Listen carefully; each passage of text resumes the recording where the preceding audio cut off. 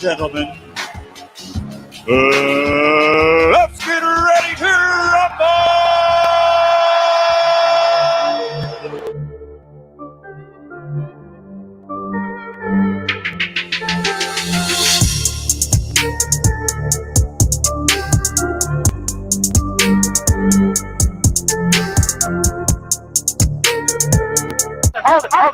Hold it, you're not that pretty. I'm a bad man. Wait. I shook up the wall. I shook up the wall. I shook up the wall. I bear witness, there's only one God, Allah, and Muhammad is his final messenger. That's what I said, Larry, on the Bungle fight. Thanking you. They call me the problem, but you could call me the can man, because anybody can get it.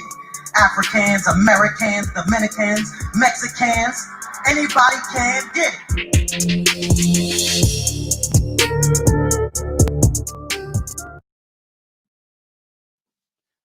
How y'all doing, ladies and gentlemen? Welcome to Boxing Hood episode 8, in which we're going to talk about Tyson versus Roy Jones, the legendary night. Israel told every single person that will listen, when it comes to both of these guys, this ain't no vanilla. On Thriller, Mike Tyson, you know what you're going to get with him. There's nobody iller. When it comes to Roy Jones, there is nobody realer, and they definitely lived up to the expectations. Therefore, shout out to everybody that's tuning in. Go ahead and place your call.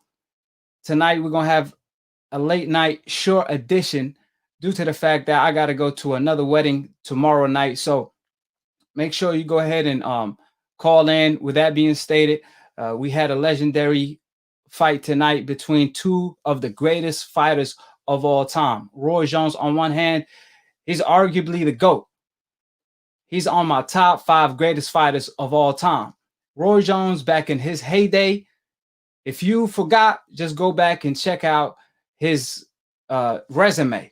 He a veteran in the game. On the other hand, Mike Tyson, the baddest man on the planet, made his return, and this will continue. So with that being said, shout out to everybody in the chat. Jay Lease, what's up, fam? Marco, Maylise, go ahead and call in. With that being said, we're going to go ahead and dive into the business at hand.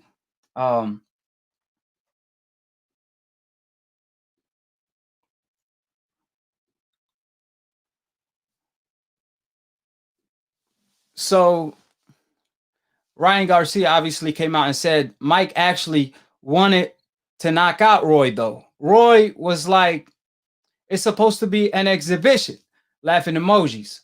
And that's what Roy Jones pretty much did going into this fight. He knew Mike Tyson was going to try to take his head off.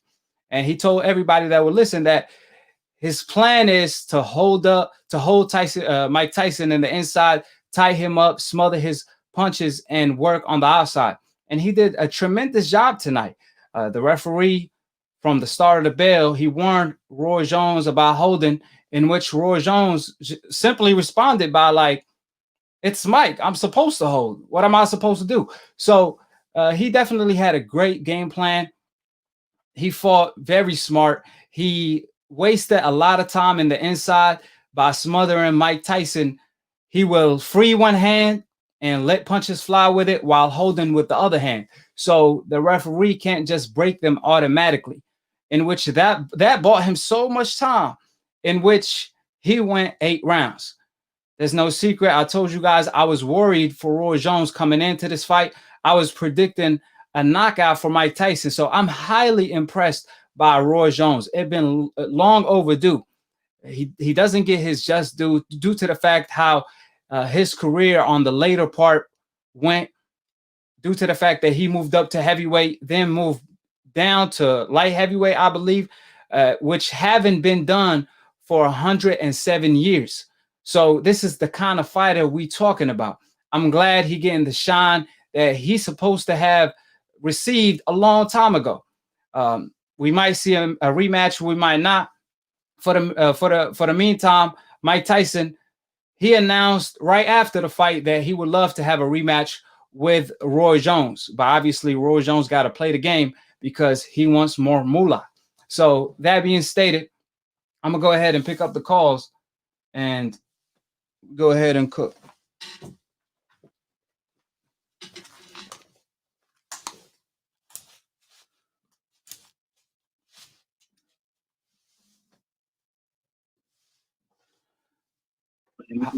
How you doing, Aki? Who this is and where you calling from? Hey, what it do, Aki? It's your boy Jake calling out of that. Oh, what it do? What's going on, Jay? What's going on? So, yeah, I agree with you, my brother. I'm glad no one got hurt. That was my, the $1 million question because of the fact that Mike Tyson is a devastating puncher. So what's your thoughts on what Ryan Garcia had to say when it came to the fight? Also, just who you thought won the fight, period. Great question. First of all, salute to my brother AKHi. Thank you again for having me on the show. Salute to the chat. Ryan Garcia. Yeah, can you turn off the TV, or because we receiving a sound from an outside source? Oh, okay. But yeah, I had obviously Mike Tyson winning. I don't know how a lot of people saw it, but actually leading up to the fight, I put a poll out in which the fans voted 71% for Mike Tyson, 21% for Roy Jones to win by decision and by knockout, and then 8% of you guys picked a draw. So that 8%, you guys predicted the fight the right way. So Jay Leese, what was your take on the fight? Who you had winning, and were you surprised by Roy Jones taking Mike Tyson, the devastating puncher, 8 rounds? Okay, AKHi, I know it's kind of hard to pronounce that last name. It's Giles. Zhao. Okay, Zhao. All right, guys.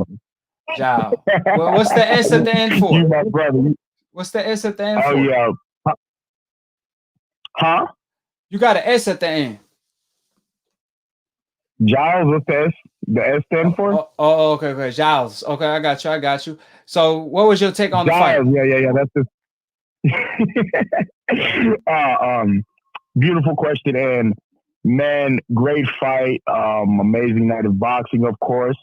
Kudos to my two legendary favorite fighters, Mike Tyson and Roy Jones. Thank you guys for bringing a beautiful night of boxing for us tonight. Great fight. Me personally, in my eyes, I deeply believe that Mike Tyson won the fight, but they wanted to give the fight, a draw, for the fans, because it was a charity fight in a way, but deeply, I believe it was a really great fight. Imagine these guys fighting in their primes, you know what I mean? That would be incredible. Mike Tyson threw his signature uppercut once, and I believe that was in the 6th or 7th round. And Mike came out. He didn't come out like I thought he was going to come out. I thought he was going to come out a bit aggressive. He was going to be tossing that jab out to Roy Jones, but I realized that, they're up there in age. So I was just like, okay, they still look good, but they're not, back in their primes like they used to be. You know what I mean? So I had to throw it down a little bit on that. Yeah, the pace was a little bit slower, obviously, because they 50 plus. But yeah, I was definitely amazed by both fighters. You talked about that uppercut that Mike threw.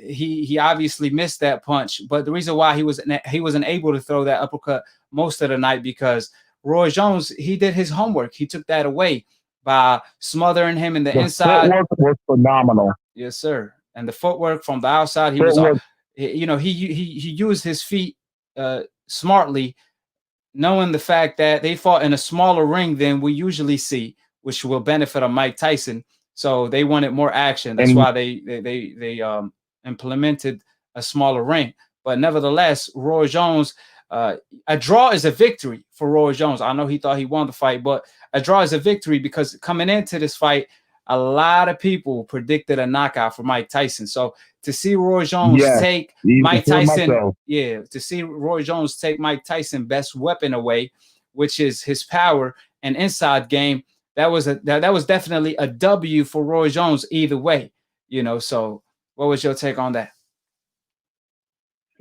Now that is a beautiful take, AKHi, because Roy Jones, I've realized something when I watched this fight that Roy Jones didn't do what he usually does. He usually comes out in round one. You know, he bounces around, uses his feet like he always does, but he didn't pop the jab out like he usually does. He was throwing lead left and lead right and bouncing left to right. Beautiful footwork. Angle movement was spectacular. Mike Tyson was coming up. When Mike Tyson was attacking on the inside, it was beautiful, crisp body work from Mike Tyson. Beautiful left hooks to the body, and he threw the uppercut that missed because of Roy Jones' beautiful pivoting and his angle movement. Even at the age of 51 years old, I did not think that Roy Jones could still use his angle movement, his athleticism, and be as precise as he was.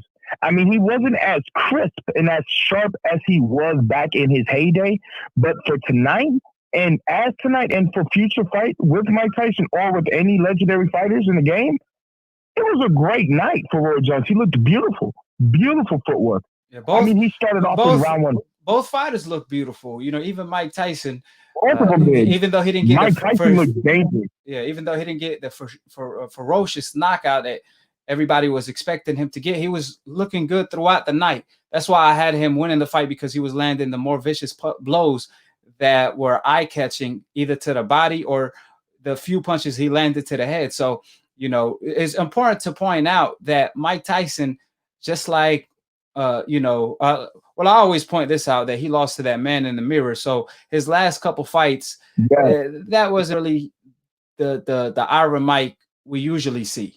You know, he wasn't as dedicated. And the reason why this fight didn't happen a long time ago, around 20 years ago, is because Mike wasn't as dedicated. He wasn't as focused. And when Roy Jones won a heavyweight title, Roy wanted to fight Mike then, but Mike pretty much, you know, he was toward the end of his career and he wasn't as motivated. So Roy Jones, being a real champion, he didn't want to fight Mike Tyson unless Mike Tyson had his head together.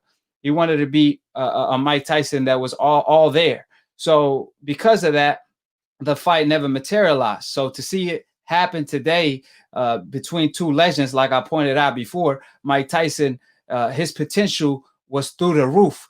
He obviously wasted his potential. Now he's trying to kind of like, you know, get it back together, and you can see the talent that he has.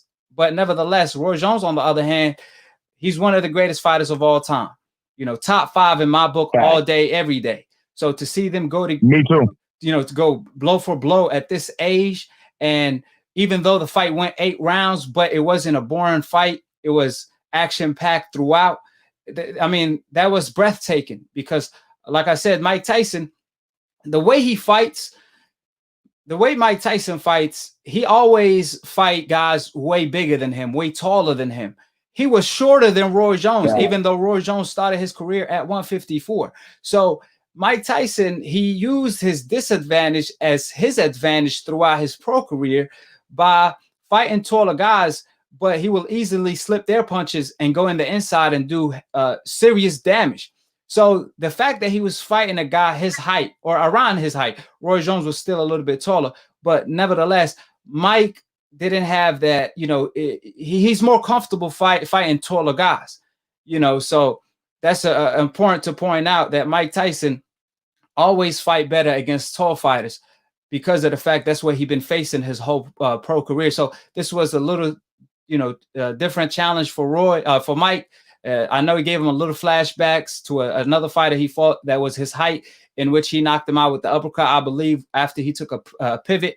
But Roy Jones did not allow that to happen tonight by having a smart game plan, which is smother Mike Tyson, working the inside, and, you know, just use your hand speed and flurries to score from the outside. You know, I'm honestly glad you brought that up, because Roy Jones definitely did that. And he also was he was grabbing Mike on the inside. Every time Mike Tyson got him against the ropes and Mike Tyson was trying to do damage with his left hook, and his right hooks, because Mike Tyson's one of his most powerful punches is his left hook and his right uppercut. And he was trying to take out Roy Jones on the ropes with those weapons. And Roy Jones neutralized it. I mean, on certain circumstances in that fight, in certain, you know, moments in that fight, you know, Roy Jones had success defensively against Mike Tyson when he was throwing those dangerous punches against the ropes. But Mike Tyson was also getting a little frustrated because of the simple fact that Roy Jones's angle movement was neutralizing the true power shots he wanted to land. And that's something that Roy Jones has been doing for decades. It's nothing new. You know, we've seen this for years, you know what I mean? And it was beautiful to get, you know, a run back in time to see Roy Jones and Mike Tyson go at it, two legendary veterans, you know what I mean? Going at it for our entertainment, you know what I mean, for a charity event and for the, you know, and just for our people going through it, you know, and the Black Lives Matters, you know, things going on. And I mean, it was just a great event, to be honest with you. But I did want to get your take on Badou Jack versus Blake. What was your thoughts on that? Yeah, Badou Jack did his thing, and I was surprised that it went the distance with the vicious blows he was landing. Me too. You know? So what was your take on that? Badou Jack, to me, surprised me in that fight because of the simple fact that, you know, he came off a devastating loss to Jean Pascal, one nasty loss to Marcus Brown. And, you know, he came against this guy, Blake, who was a military veteran. He was a Marine vet, you know, not too much boxing experience, but he has tremendous amateur experience, this guy, Blake. He was also, if I'm not mistaken, he was a bronze winner in the Olympics whenever he did the Olympic trials. Hard puncher, but he wasn't skillful enough against somebody like Badou Jack, who's been in the ring with some world-class competition with some of the best fighters in the world. You know what I mean? And, you know, Badou was landing tremendous, hard, precise punches to this guy, Blake. And not only that, Blake was on the back foot the whole entire fight.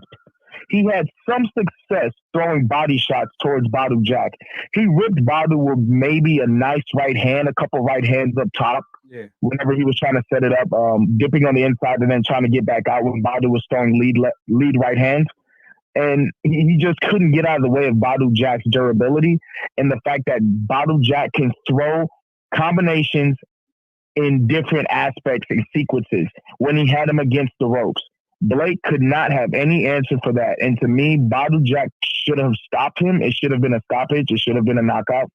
But Badou, you know, knowing it was charity and that this was for Corona and for the entertainment of the fans, I guess he wanted to carry the fight. But, I mean, beautiful, crisp, hard shots by Badou.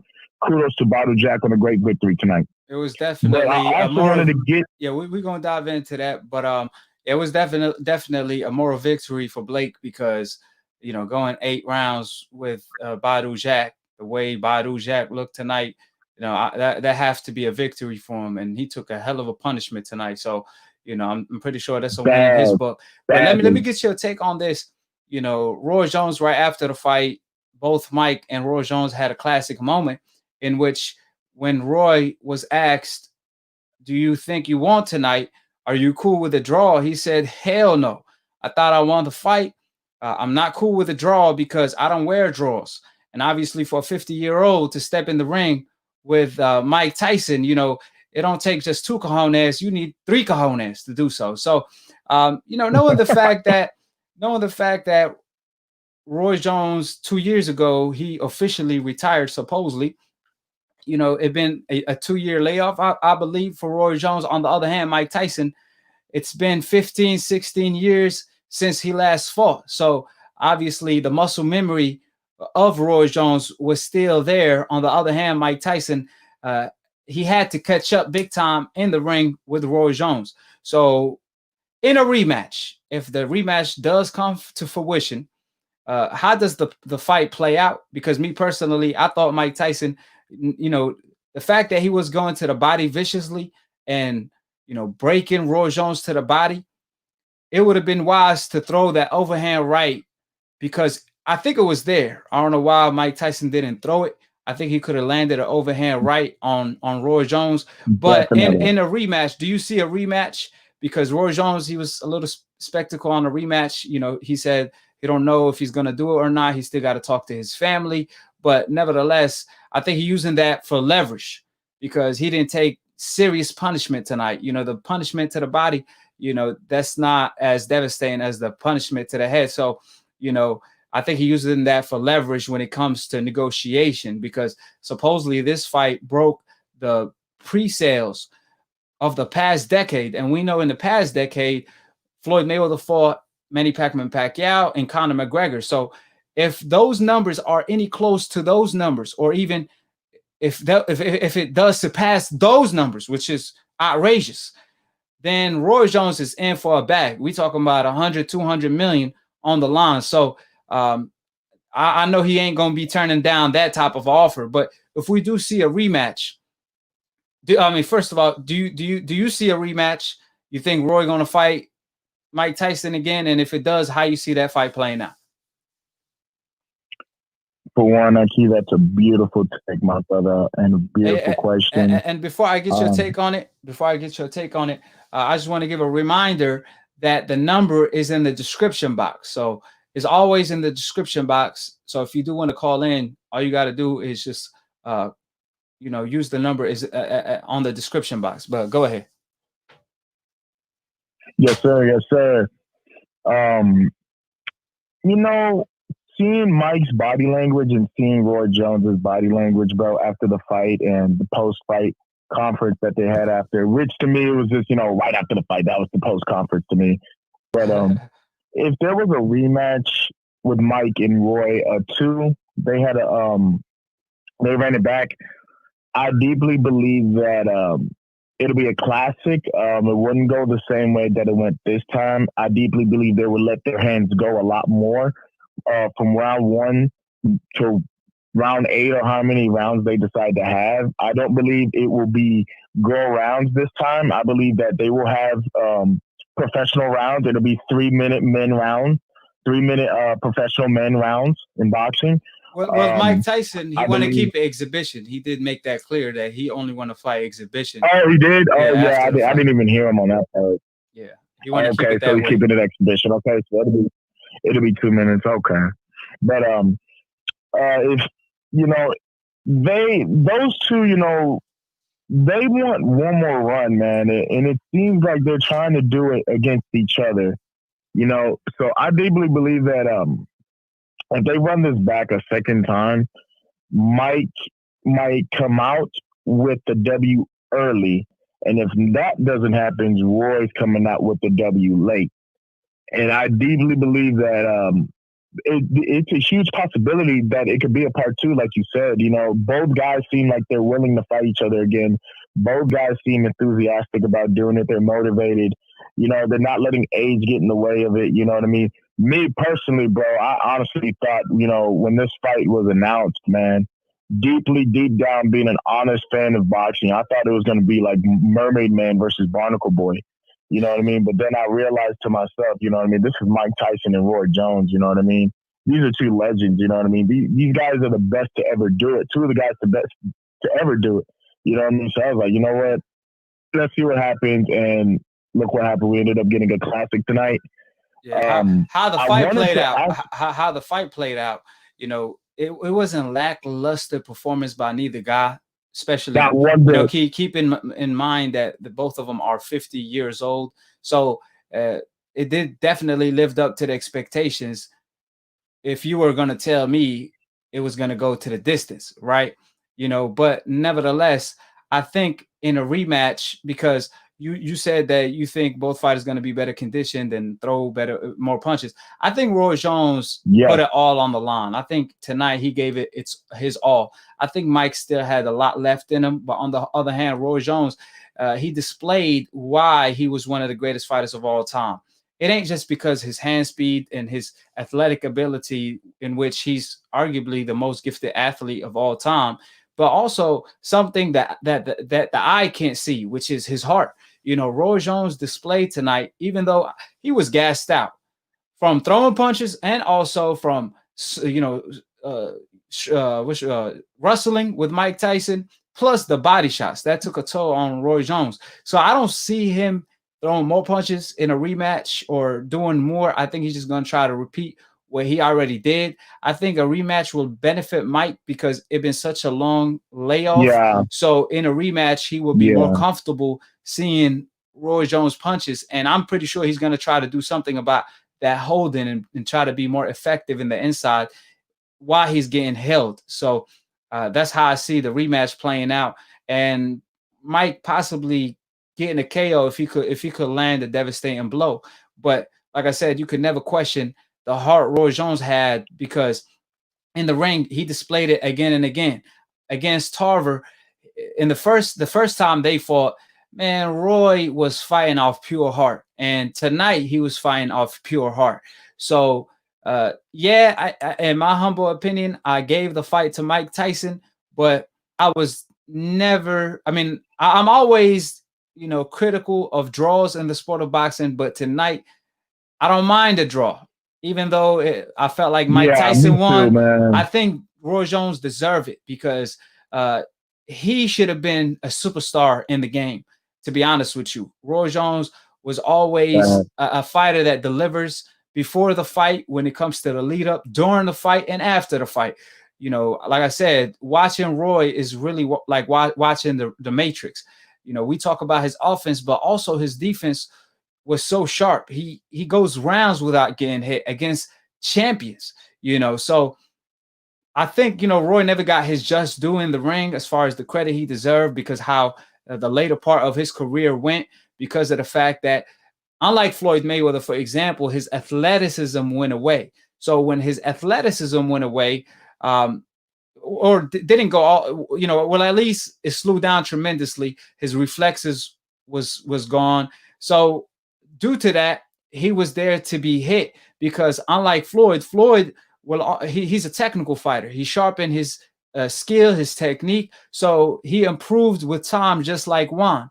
Roy Jones, he was relying on his reflexes, just like Muhammad Ali did. So by the time he aged, he had that same trouble that Ali had, which was, now he's sustainable to getting hit, because he don't have the same hand speed, the same reflexes, nor the same leg that used to get him out of trouble.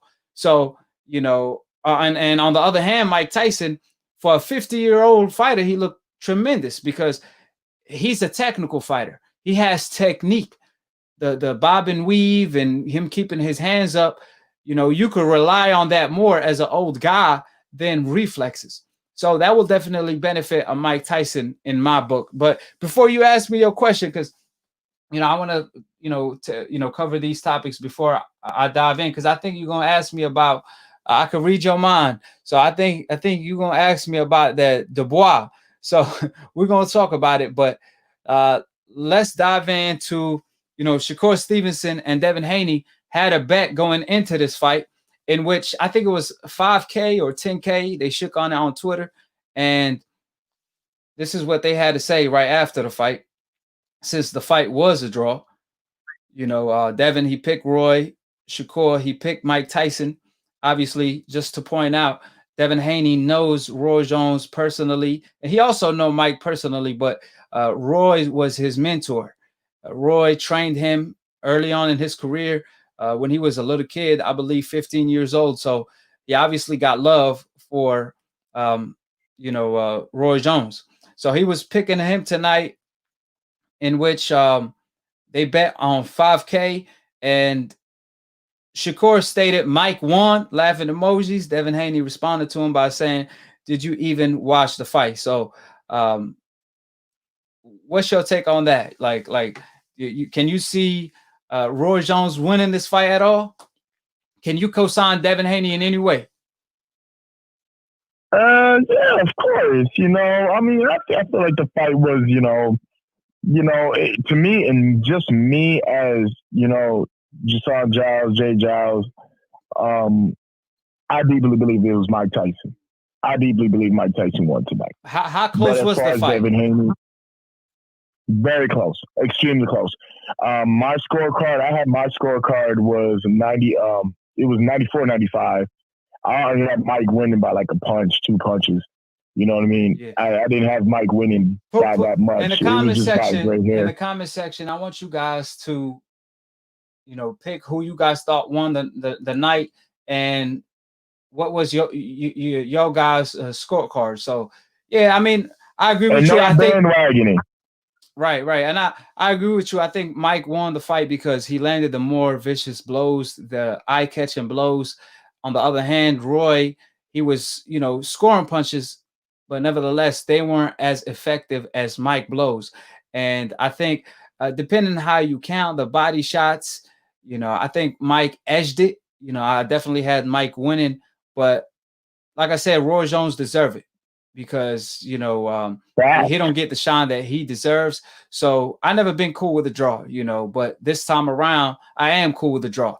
And I don't know if I think the plan was to have it a draw if it goes to distance, to be honest with you, because as much buzz as this fight generated, like Mike Tyson pointed out, leading up to the fight, they were just throwing. He threw, he posted like a 15-second clip, you know what I mean, and that did 2.5 billion, 2.5 billion impressions. So the social media world is crazy because that was a huge promotion. That's the type of promotion that money can't buy. So obviously it's great to see when you see the upcoming fighters, the upcoming champions, the youngest two champions go back and forth with each other on a legendary night like this between two legendary fighters like Mike Tyson and Roy Jones, who are both 50 plus, and you have guys like Shakur and Devin, 22 and 23, I believe, debating on this fight, betting on this fight. It puts it's a great eye on the sport because we're talking about two of the next future pound for pound. I think Shakur and Devin are the future top two future pound for pound. I think they will be pound for pound number one and pound for pound number two.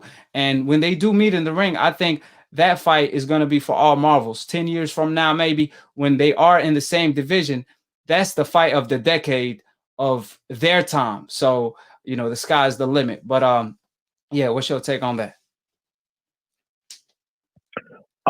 Beautiful, beautiful, beautiful question, my brother. Shakur Stevenson versus Devin Haney. Oh man, dude, a decade from now, that will be the fight of the decade. That's Israel versus Jones. That's Muhammad versus Tyson. That's going to be huge. The skill level, you my boy, crazy. You my boy, I love you, so I gotta be honest. In my eyes, the fight of the decade is Shakur versus Gervonta, but we're not gonna get into all that right now. My boy wanted. Yeah, well, Shakur, he said that, he co-signs you a little bit. He did say, he sees himself against Gervonta as one of his biggest fights because that's one of his biggest rivals. But when Devin Haney name got mentioned, he also added, I wasn't thinking about Devin because that's a fight down the line because they're not in the same division. And he said, yeah, Devin, that could be, the fight of the decade for me, the fight, the fight, because that's his ultimate rival. So, Shakur, the Gervonta, and the Devin Haney fights are definitely the fights, his legacy fights. So, that being said, like I said, at the end of the day, to see two youngins bet, on this fight. Obviously, neither one of them lost their money tonight because the fight was a draw. But we all know Devin Haney owes Shakur $5,000 if the decision was right. Facts. We're being real, yeah, facts. Yes, sir. So, what was your question? No, you said you could read my mind. You were very close. I was going to ask you about Danny Dubois versus Joe Joyce, but my question was going to be, what the hell did you think about Jake Paul versus Nate Robinson? Well, I did not see it coming the way that, what's his name? Jake Paul? Is that his name, Jake Paul? Yeah. Jake Paul. Yeah, Jake Paul, man. That was devastating. I mean, damn. Robertson, I don't know what he was thinking. I think the way it looked like he got set up. I mean, his trainer should have taught him how to, defend himself. Because see, when you bring a guy that never boxed a day in his life, the most challenging thing is defense. We all could throw punches. If you could take someone from the street and just tell them throw punches, it might look a little awkward, but he's still gonna throw punches that will be hurtful. However, the main thing that an average person doesn't know is defense. So that should have been the main thing during training camp. You know, it's work on defense, and try to improve on your defense. But the way he was fighting tonight, I mean, I don't know. I think he, like my man said, he had basketball shoes on because he was running. His feet was all over the place, and I saw it coming as soon as I saw him. You know, jumping all over the place. You know, like he's ready to dunk. You know, you got to keep your feet on the ground. And Jake Paul just caught him with a perfect blow and put his lights out. I mean, I love Nate Robinson, bro. You know, great athlete, dude. He came in this fight at the age of 36 years old, going against a 23-year-old Jake Paul, man, and they had beef over the internet. And, you know, just seeing what I saw tonight from Nate, it just showed me, you know, some sports are just not for everybody. It can maybe be for him if he, you know, rededicates himself. But from what I've seen tonight, you know, boxing doesn't look like it's for Nate. Now, as far as Joe Joyce versus Daniel Dubois, oh man, that yeah. Well, before we dive into that, you know, I want to keep that, you know, a little bit later to the show because I got so much to say when it comes to that. Now, Jake Paul, you know, he talked about I mean, somebody asked Gervonta on Twitter, would you entertain you know, you know, it should have been in there. It should have been Gervonta in the ring tonight with Jake Paul. And Gervonta responded by saying, you know, he would have slept them next to Nate. So that being said, you know, obviously the ultimate fight for Jake Paul is KSI because we know, you know, Gervonta, even though he's a featherweight or a super featherweight, if he fights a guy like Jake Paul, he will punch. The punch is going to feel like he's a heavyweight. So the realistic fight is KSI versus Jake Paul. Now, who you favor in that fight? Jake Paul versus KSI. I would have KSI by knockout. Oh, so you think Logan Paul is better than Jake Paul? Yeah, I deeply believe his big bro is better, man. I think his big bro is the harder puncher. He's well, I can't say he's more skillful. Jake Paul, he's got his big brother in skills, man. Jake Paul is a more skillful fighter. He's a sharper, more crisper puncher than his big brother. But Logan Paul is the bigger, stronger guy. Logan is you know, he's not as dynamic and athletic as Jake Paul is, but he's stronger. You know, he's like a freaking bull. He's like a lion. You know what I mean? But what I saw against KSI and Logan Paul was completely disappointing. You know, I feel like, to me, in my honest opinion, I believe that Logan Paul can beat KSI and KSI can beat Jake Paul, and that's really how I see it. So you had the first fight as you had Logan Paul winning the fight with KSI? No, I didn't have him winning at all. You know, I had him losing. You know, I think he won 2 rounds out of that fight. I had KSI winning that whole entire fight. I just felt like Logan was more skillful. He was more of a technician that KSI, if he would have let his hands go more and he was throwing more combinations, you know what I mean? KSI was just stronger. Yeah, but they took points away from Logan Paul for hitting KSI, you know, holding and hitting. And they took 2 points and took a knockdown away. Yeah, so that could have definitely changed the scoring. But you do know Jake Paul, he said he eyeing Conor McGregor. You know, he won a Conor McGregor fight, and he's serious about it. And I'm like, you know, it's different between a real athlete and just a YouTube fighter. What's your take on that? Exactly. I'm sorry, I'm just laughing, bro. I find it hilarious that he actually thinks he can compete with Conor McGregor. Right. Yeah. Well, apparently that's what he believes. He think he got the skills to be a world champion. But like I said, that's a whole different ball game. You know, I mean, Conor McGregor, even though he's not a boxer, but he got skills, and you know that will definitely be a nice payday for Conor McGregor. But I don't think Conor will entertain that, you know, because that would be a laughter for him. But I mean, if Conor McGregor was retired, he probably could have entertained something like that, because you see Floyd entertaining a Logan Paul fight. But you know, I think at the end of the day, you know, maybe 10 years from now, if if what's his name, Jake Paul could prove something, but for the moment, yeah, it's definitely a big stretch to say the least. But yeah, so I mean, you're not gonna go. You could go ahead and get your thoughts on that. No, I was just gonna cut in and say that Jake Paul hasn't really fought anybody. That's all I was gonna say. He has to fight somebody. Right. To prove that. But you don't mind if I get back with you, because you know I want to get a couple, you know, questions out of the way, and I get back with you, answer some callers. You ain't gonna go to sleep, are you? Nah, man, I'll be up all night. I'll be here. Well, last time you slept through the show, so I'm just checking. No, I'm gonna be up this time. I got Dragon Ball Z on right now, so I'm gonna be up this time. I'll say no more. Say no more. I'll be right back with you then.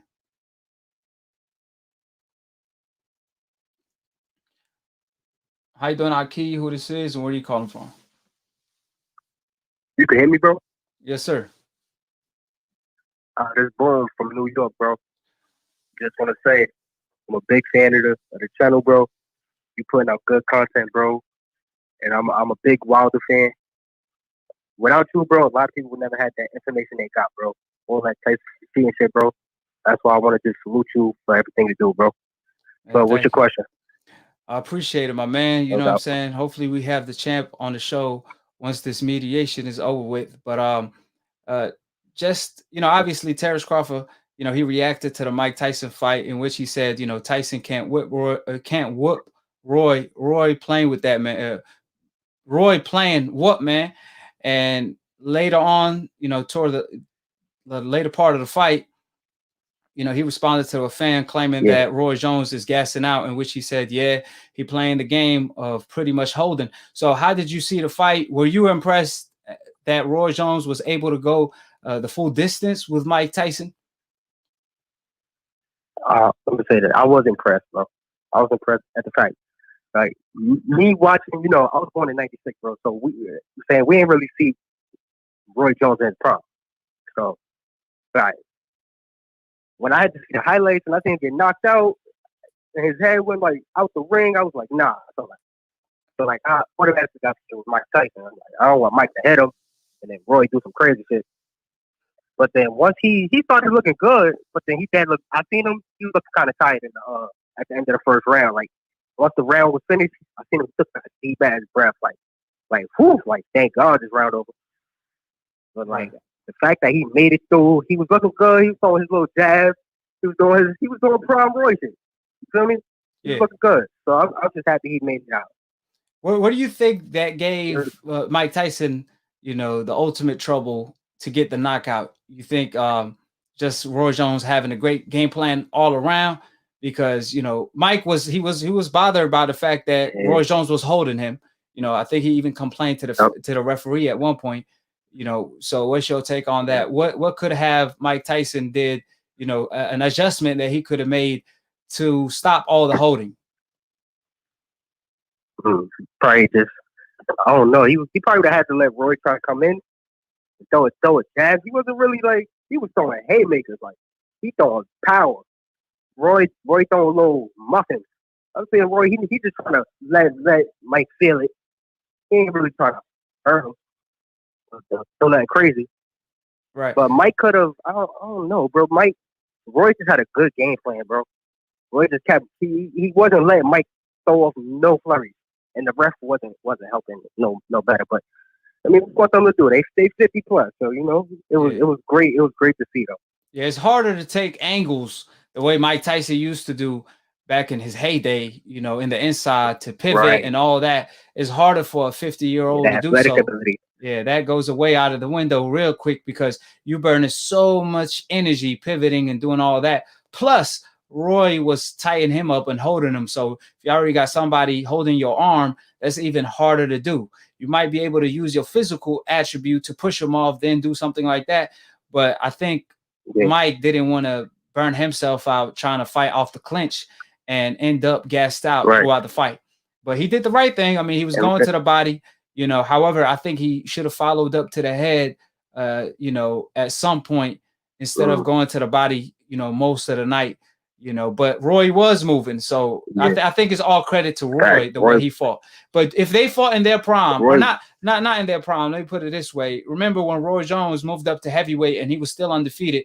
He won a championship belt there that wasn't done for like 100 years.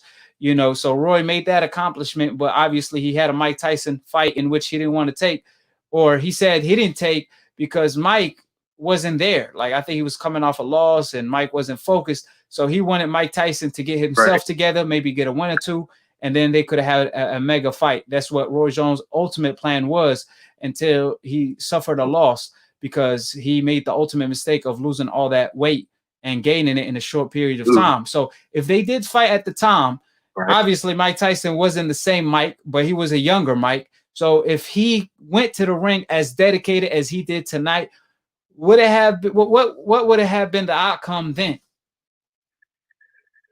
That's tough to say because that's saying Roy before the loss, before coming back down, and Mike locked in. Like that's like let me see. I would just have to say probably Roy. Roy probably withstand or stay out of the way of the power punch. He clinch like they said Lennox Lewis and Holyfield did. You know, so obviously he was watching film. He saw the tape. He knew exactly what to do at his age. So I'm pretty sure he wanted to fight then. So I'm pretty sure he knew what to do to beat him. Right. So I would have had to say Roy. Oh, you would have picked Roy. I would have picked Roy. Yeah, I mean, Roy at the time he was undefeated, so he had his confidence and all, and Mike Tyson was on his way out of the door. But if it was a prime Mike, obviously you got to give it to Mike because he was the natural bigger guy because of the fact that he a devastating puncher. And like I always say, man, I think Mike never fulfilled his potential. You know, he lost to that man in the mirror because he has so much talent and because he gained so much at an early age. He was making 30 million plus at 20 years old, and 30 million back then, it ain't no telling how much it is now, you know, probably like nearly 100 million, you know. So, you know, he was making all that money, and I think he lost to that man in the mirror. Fame kind of distracted him from the ultimate goal. So he stopped training like he was supposed to. Even the Buster Douglas fight, a lot of people don't know he trained like 4 weeks for that fight. And, you know, Buster Douglas, he came in shape, unlike he did with Holyfield. You know, he definitely came in shape. He was ripped and he was ready, because his mother passed away at the time. You know, that was his coming out party. And Mike even slept him in that fight. They gave him an extra count. They gave him that Tyson Fury count, 15-second count. But truth be told, Mike Tyson did sleep Buster Douglas. And when Tyson got dropped, they didn't give him a regular 10 count. They stopped the fight right away. But, you know, I think, you know, Roy, like I said, yeah. So Mike, like I said before, I just think he lost to himself and he's trying to get it back together now. So seeing this is really beautiful to see two legendary fighters share the ring together and make all the money. Beautiful. And, you know, no one deserved it more than Roy Jones or Mike Tyson. Bro, I got a question for you. Yes, sir. Because, like, I was saying, coming into the event, I was saying, like, and I heard Mike Tyson said, like he's giving his money to charity. Like, are both of them giving their money to charity, or just like? Because I heard you say Roy Jones looking for, like, he's trying to secure the bag. Well, yeah, I mean, at the end of the day, they're not gonna fight for free, you know. So the money, portion of the money is going to charity, not all of it, because I mean they made so much money tonight. Yeah, so they still gonna have to make some money because they put in their life on the line. But portion of the money is going to charity. So from what I was told, Mike Tyson made $10 million guaranteed. Roy Jones made $1 million guaranteed coming into this fight. Now, if the pay-per-view does tremendous, which it actually exceeded the expectations, so I'm assuming Mike Tyson, he probably got paid $100 million. You know, if the cut is nice from the pay-per-view. And on the other hand, RJ same thing for him. He might hit the 50 million, depending how the percentage work when it comes to pay-per-view. I don't know if they got a big percentage or not, but nevertheless, I'm pretty sure hundreds of millions is going to go to charity. And the same thing for the rematch. You know, if the rematch does come to fruition. Right. Yes, Okay. sir. Anything else you want to say? You got any other questions? Because I'm not gonna hold you up, bro. I know you always got a lot of people on the line. No, that's about it. All right. God bless, brother. Yes, sir, man. Appreciate the call. I appreciate the love and support. You already know, bro. Yes, sir. How you doing, AKHi? Who this is, and where you calling from? AKHi, this KB, bro. I'm calling from St. Louis. How you doing, man? Oh, I'm doing great. So, you know, let me go ahead and ask you, you know, obviously. Bro, look, first thing I want to say is I'm a big fan. I respect everything you're doing for this boxing community because I love this sport with a passion, bro. I love what you're doing, bro. And thank you, man. It means a lot coming from the fans, and I appreciate all of my AKHis. Like I said, you already know how I do. You know, I challenge all the decafs to call in. But I don't mean to cut you off, bro. I just love the fact that you be speaking, bro. Like, I don't think nobody do. It's certain channels on this YouTube that's doing it, but you like in the top 2. You like top 2, top 3, man. I appreciate. I got to give you your props, brother. Yes, sir. Yes, sir. And you know, Dante, I always got Dante on the top #1 slot because you know he's the entrepreneur of new media, and the whole thing about new media is the agenda is nothing but the whole absolute truth. So regardless of what the topic is, we always remain to the truth because the truth have to be spoken. You know what I'm saying? So when the truth is spoken, there's no contradiction. Right. And that's why I respect you. And that's why I keep coming back. Yes, sir. That's why I keep coming back to hear what you got to say. Yes, sir. But yes, sir. On to the fact. I only got like 1 or 2 things to ask you because I know you got a lot of people who trying to get on. Yeah. But about this fight. Yeah, before you ask me the question, before you ask me the question, I just want to respond to something you said because, you know, like I said, at the end of the day, I always call out the decafs. I always, you know, say that they don't got no cojones, and I proved it on split decision a million times. You always prove it. And look, that's why I come back because you always prove that, bro. And I would never go against you because everything you say is like fact. So, but the truth is universal. And plus, see, the truth is universal. And plus, that's what I be thinking anyway. Like, if you don't believe your eyes, you a fool anyway. Right. And I'm not even trying to get on Deontay Wilder and them because this Tyson them fight. But you're right. Like, if you don't believe your eyes, you a fool.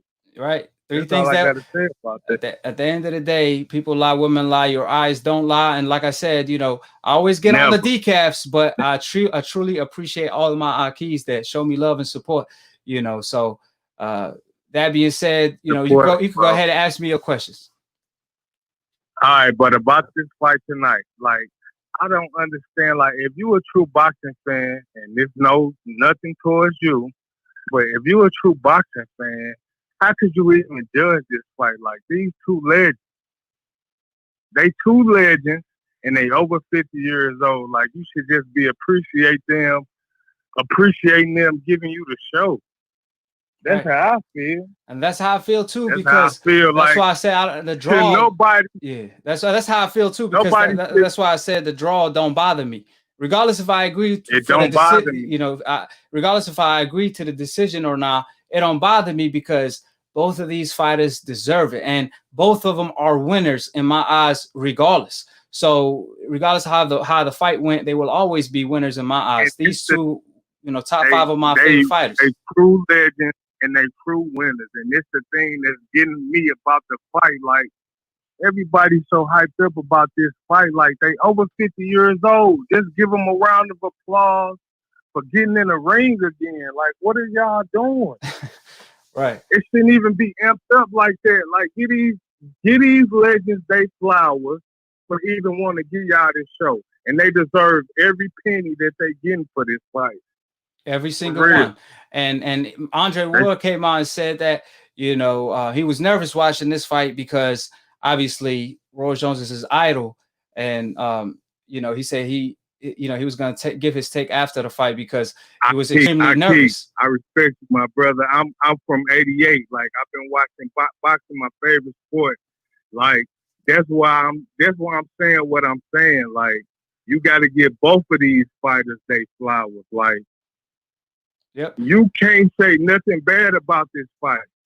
Nothing bad. I mean, no nothing bad. Judging this fight. Yes, sir. Yes, sir. And Andre Ward said, that people forgot who Roy Jones once was. So, what's your take on Roy Jones? Because I know you a boxing fan and all that. So, what's your take on what's your favorite moments of Roy Jones and Mike Tyson? Both fighters. What was your favorite moments of both fighters? Look, I respect you as an analyst, but I'm just not a fan. Like, I really analyze these fights and I do my thing too, but I ain't gonna even look. My thing on Roy Jones and Mike Tyson is they legends. Like they both from different eras. Like, and Roy Jones era, Mike Tyson was he was at the end of his era, so you really can't compare. But both of them in their era, they was legends. You can't take it from them. Like, I can't say nothing. Even with the knockouts or anything like that, man, they was at the end of their ropes with their knockout. So you can't judge them on that. They was at the end of their career, and that's what it was on that. Like, I respect both of these dudes from the era that I come up in, watching boxing as much as I watch it. Like, I respect both of these, man, for coming here at the age that they at and did what they did. And that's all I got to say about this. Yes, sir. Yes, sir. I can't say nothing bad about it. I can't judge them, man. I love both of these fighters to that point. Like, they both was one of my idols because they both had a different era. So I love both of these fighters. Go ahead, Aki. Yes, sir. Yes, sir. So where do you have Roy Jones placed on your greatest fighters of all time? And so for Mike. All time, Roy Jones in my top 5 all time. And Mike Tyson. Yeah. Roy Jones was the man. They both was the man. So anything and else? I like including the old school. Look, like I say, I'm from '88, so I can't judge no old school, but I watched a lot of highlights, man. Even from them eras to now, like they up there in my top 5. Yes, sir. I ain't gonna say the rest. I'll probably kill me, but like I say. Yes, sir. So anything else you want to ask? Yes, sir. Just one more question. What you think about next weekend fight? Oh man, the truth. I mean, this gonna be the explosion. Man, I can't wait. I can't wait either. And I respect both of these fighters. And this is the only thing I want to say about this fight, and then you can go ahead and get me off the line, Aki, because I respect you so much, and I know people want to get on her. But the only thing I got to say about this fight is I love Errol Spence to death. But out of all the interviews and out of everything I've been saying, I don't know, man. He ain't been looking the same to me. He ain't been sounding the same. And I'm not saying he's not the same fighter. Ain't nobody seen that to determine, but I don't know, man. I don't know. I think there's a 50-50 fight for real. Yeah, well, it is a 50-50 fight because we don't know what kind of shape Errol Spence is in mentally, coming off and physically, and this being his first test. Yeah, like he did I'm not say, saying Danny Garcia the best. Nobody crucified me. I'm not saying Danny Garcia the best, but he not no pushover. Especially not coming off no accident like Errol Spence just came off of. Yeah, I think that's all I wanted to say. Yeah, I mean, I think that, we got to keep in mind that, obviously Errol Spence did say that the first sparring felt weird. It's supposed to feel weird, especially after coming off a, crazy accident in which he survived in a miracle way. But, as far as his speech, because I've been hearing a lot of concern on that, we do have to keep in mind and factor in that Errol Spence speech is a little different because maybe his teeth, because, he lost a lot of his teeth. So he had to get a lot of his teeth replaced. So when you don't have your natural teeth, you might speak a little bit differently, you know. So that's what I'm hoping. You know what I'm saying? I'm always, optimistic about things. I feel like Errol Spence is here for a reason, and I don't think he's going to have a short season at all. I think, he's definitely gonna put on the show. Now, Danny Garcia is a game opponent, a tough opponent. So if Errol Spence could put on the show against him, a top welterweight coming off a car accident, I mean, the sky's the limit because he didn't want to take no tune-up. Credit to Errol Spence. Yeah, credit to Errol. He could have took a tune-up. Nobody would have questioned Errol Spence if he could have fought me next. And that's Nobody what's cared. making me think. Yeah, that's what's making me think he's different because he didn't want to take a tune-up. He wanted to go straight for the monster. But hopefully it's the right decision. Everything you said is right. Yeah, so like I said, I mean, I do got to be optimistic about things. So I got to look at, Errol Spence, even though if he's not the best version of himself, I think, he's going to get right in the ring as long as he fights smart, as long as he be defensively responsible, and as long as his main objective is to get the win, not try to outdo any other fighter, not try to outdo previous Danny Garcia opponents. As long as Errol Spence be himself, then I think the truth will prevail. Truth will prevail, man. All love, AKHi, all respect, man. Like, I appreciate you for getting me on here. I'm going to let you do your thing. Look, Tyson Fury, if y'all had this third fight, your ass done with. Respect to the legends, man. Respect to Roy Jones and Mike Tyson. Respect to you, AKHi. I love you, brother, man. Love you right back, my brother. See you next time, bro. Do your thing. Yes, sir. Thank you. Appreciate the love and support. How you doing, AKHi? Who this is and where are you calling from?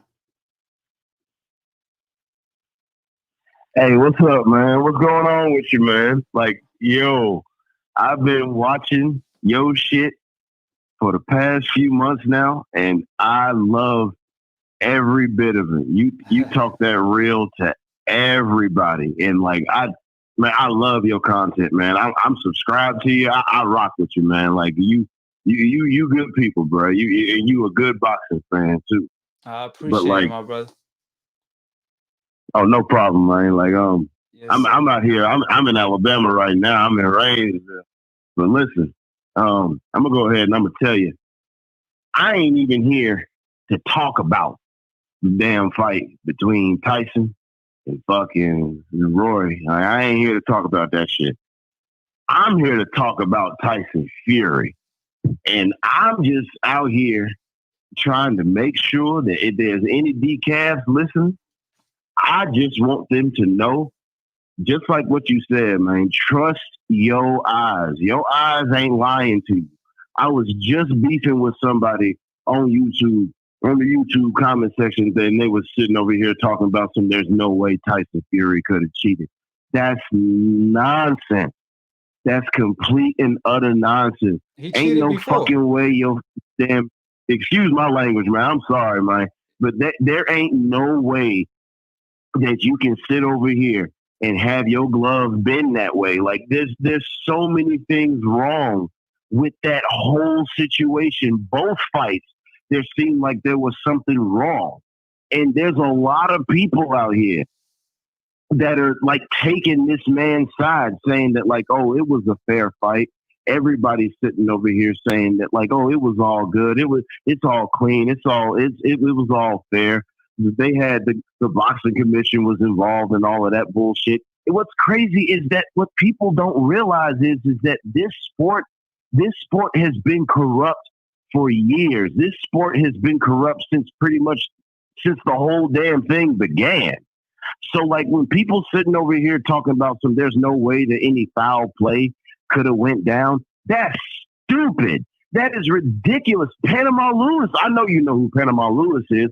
Panama Lewis, that man had a lot of his fucking fighters cheat in those fights. This is not nothing new to boxing. I really wish people would stop saying that mess, man. People really need to open up their eyes.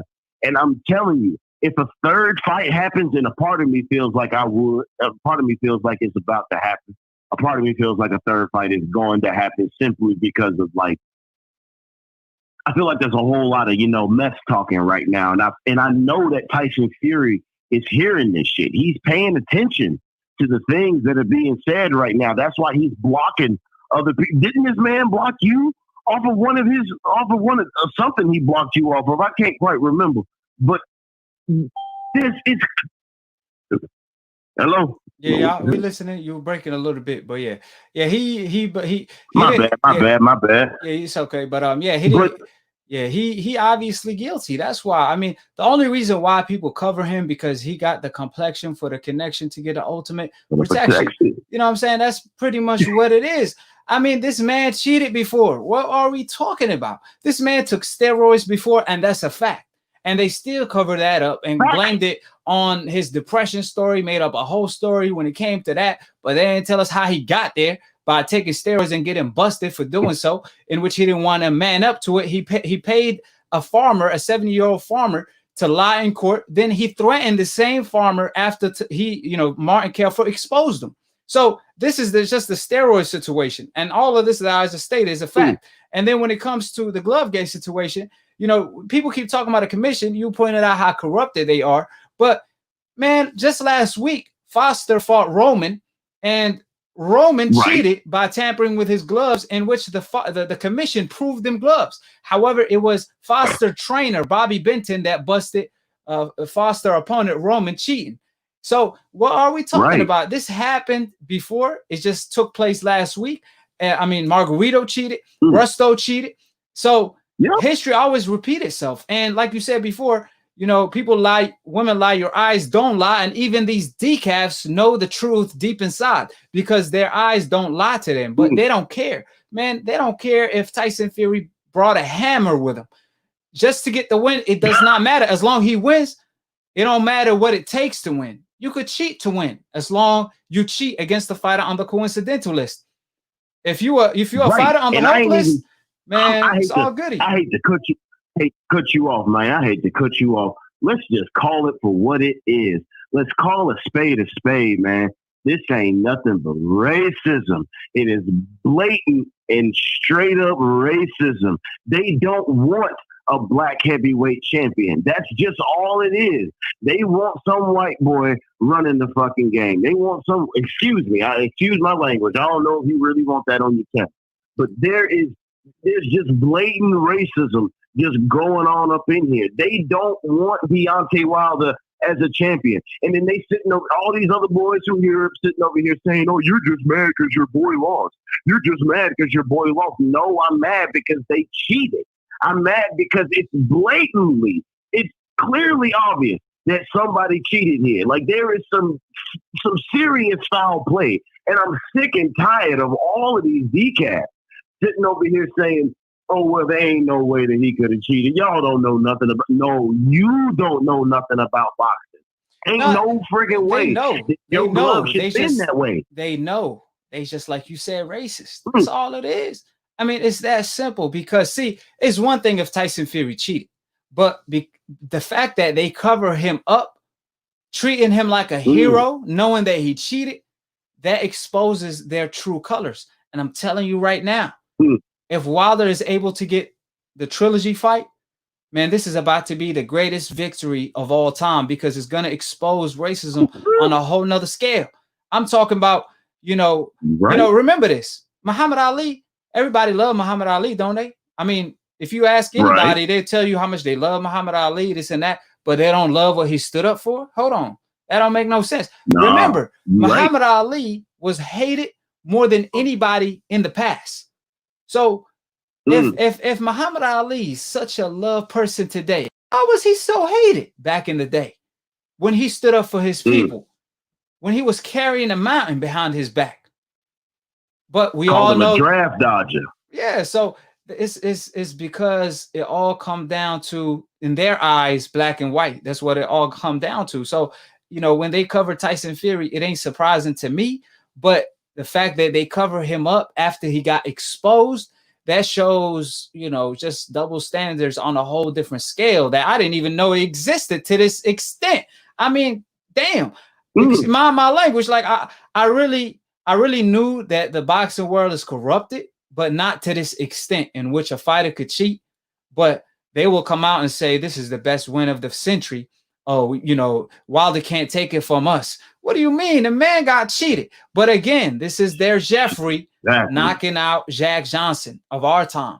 Remember, when Jack Johnson beat Jeffrey, Jack Johnson had to sign a waiver in which he will have to give up a portion of his purse for the next couple fights. Yep. You know, not couple fights, for the rest of his career.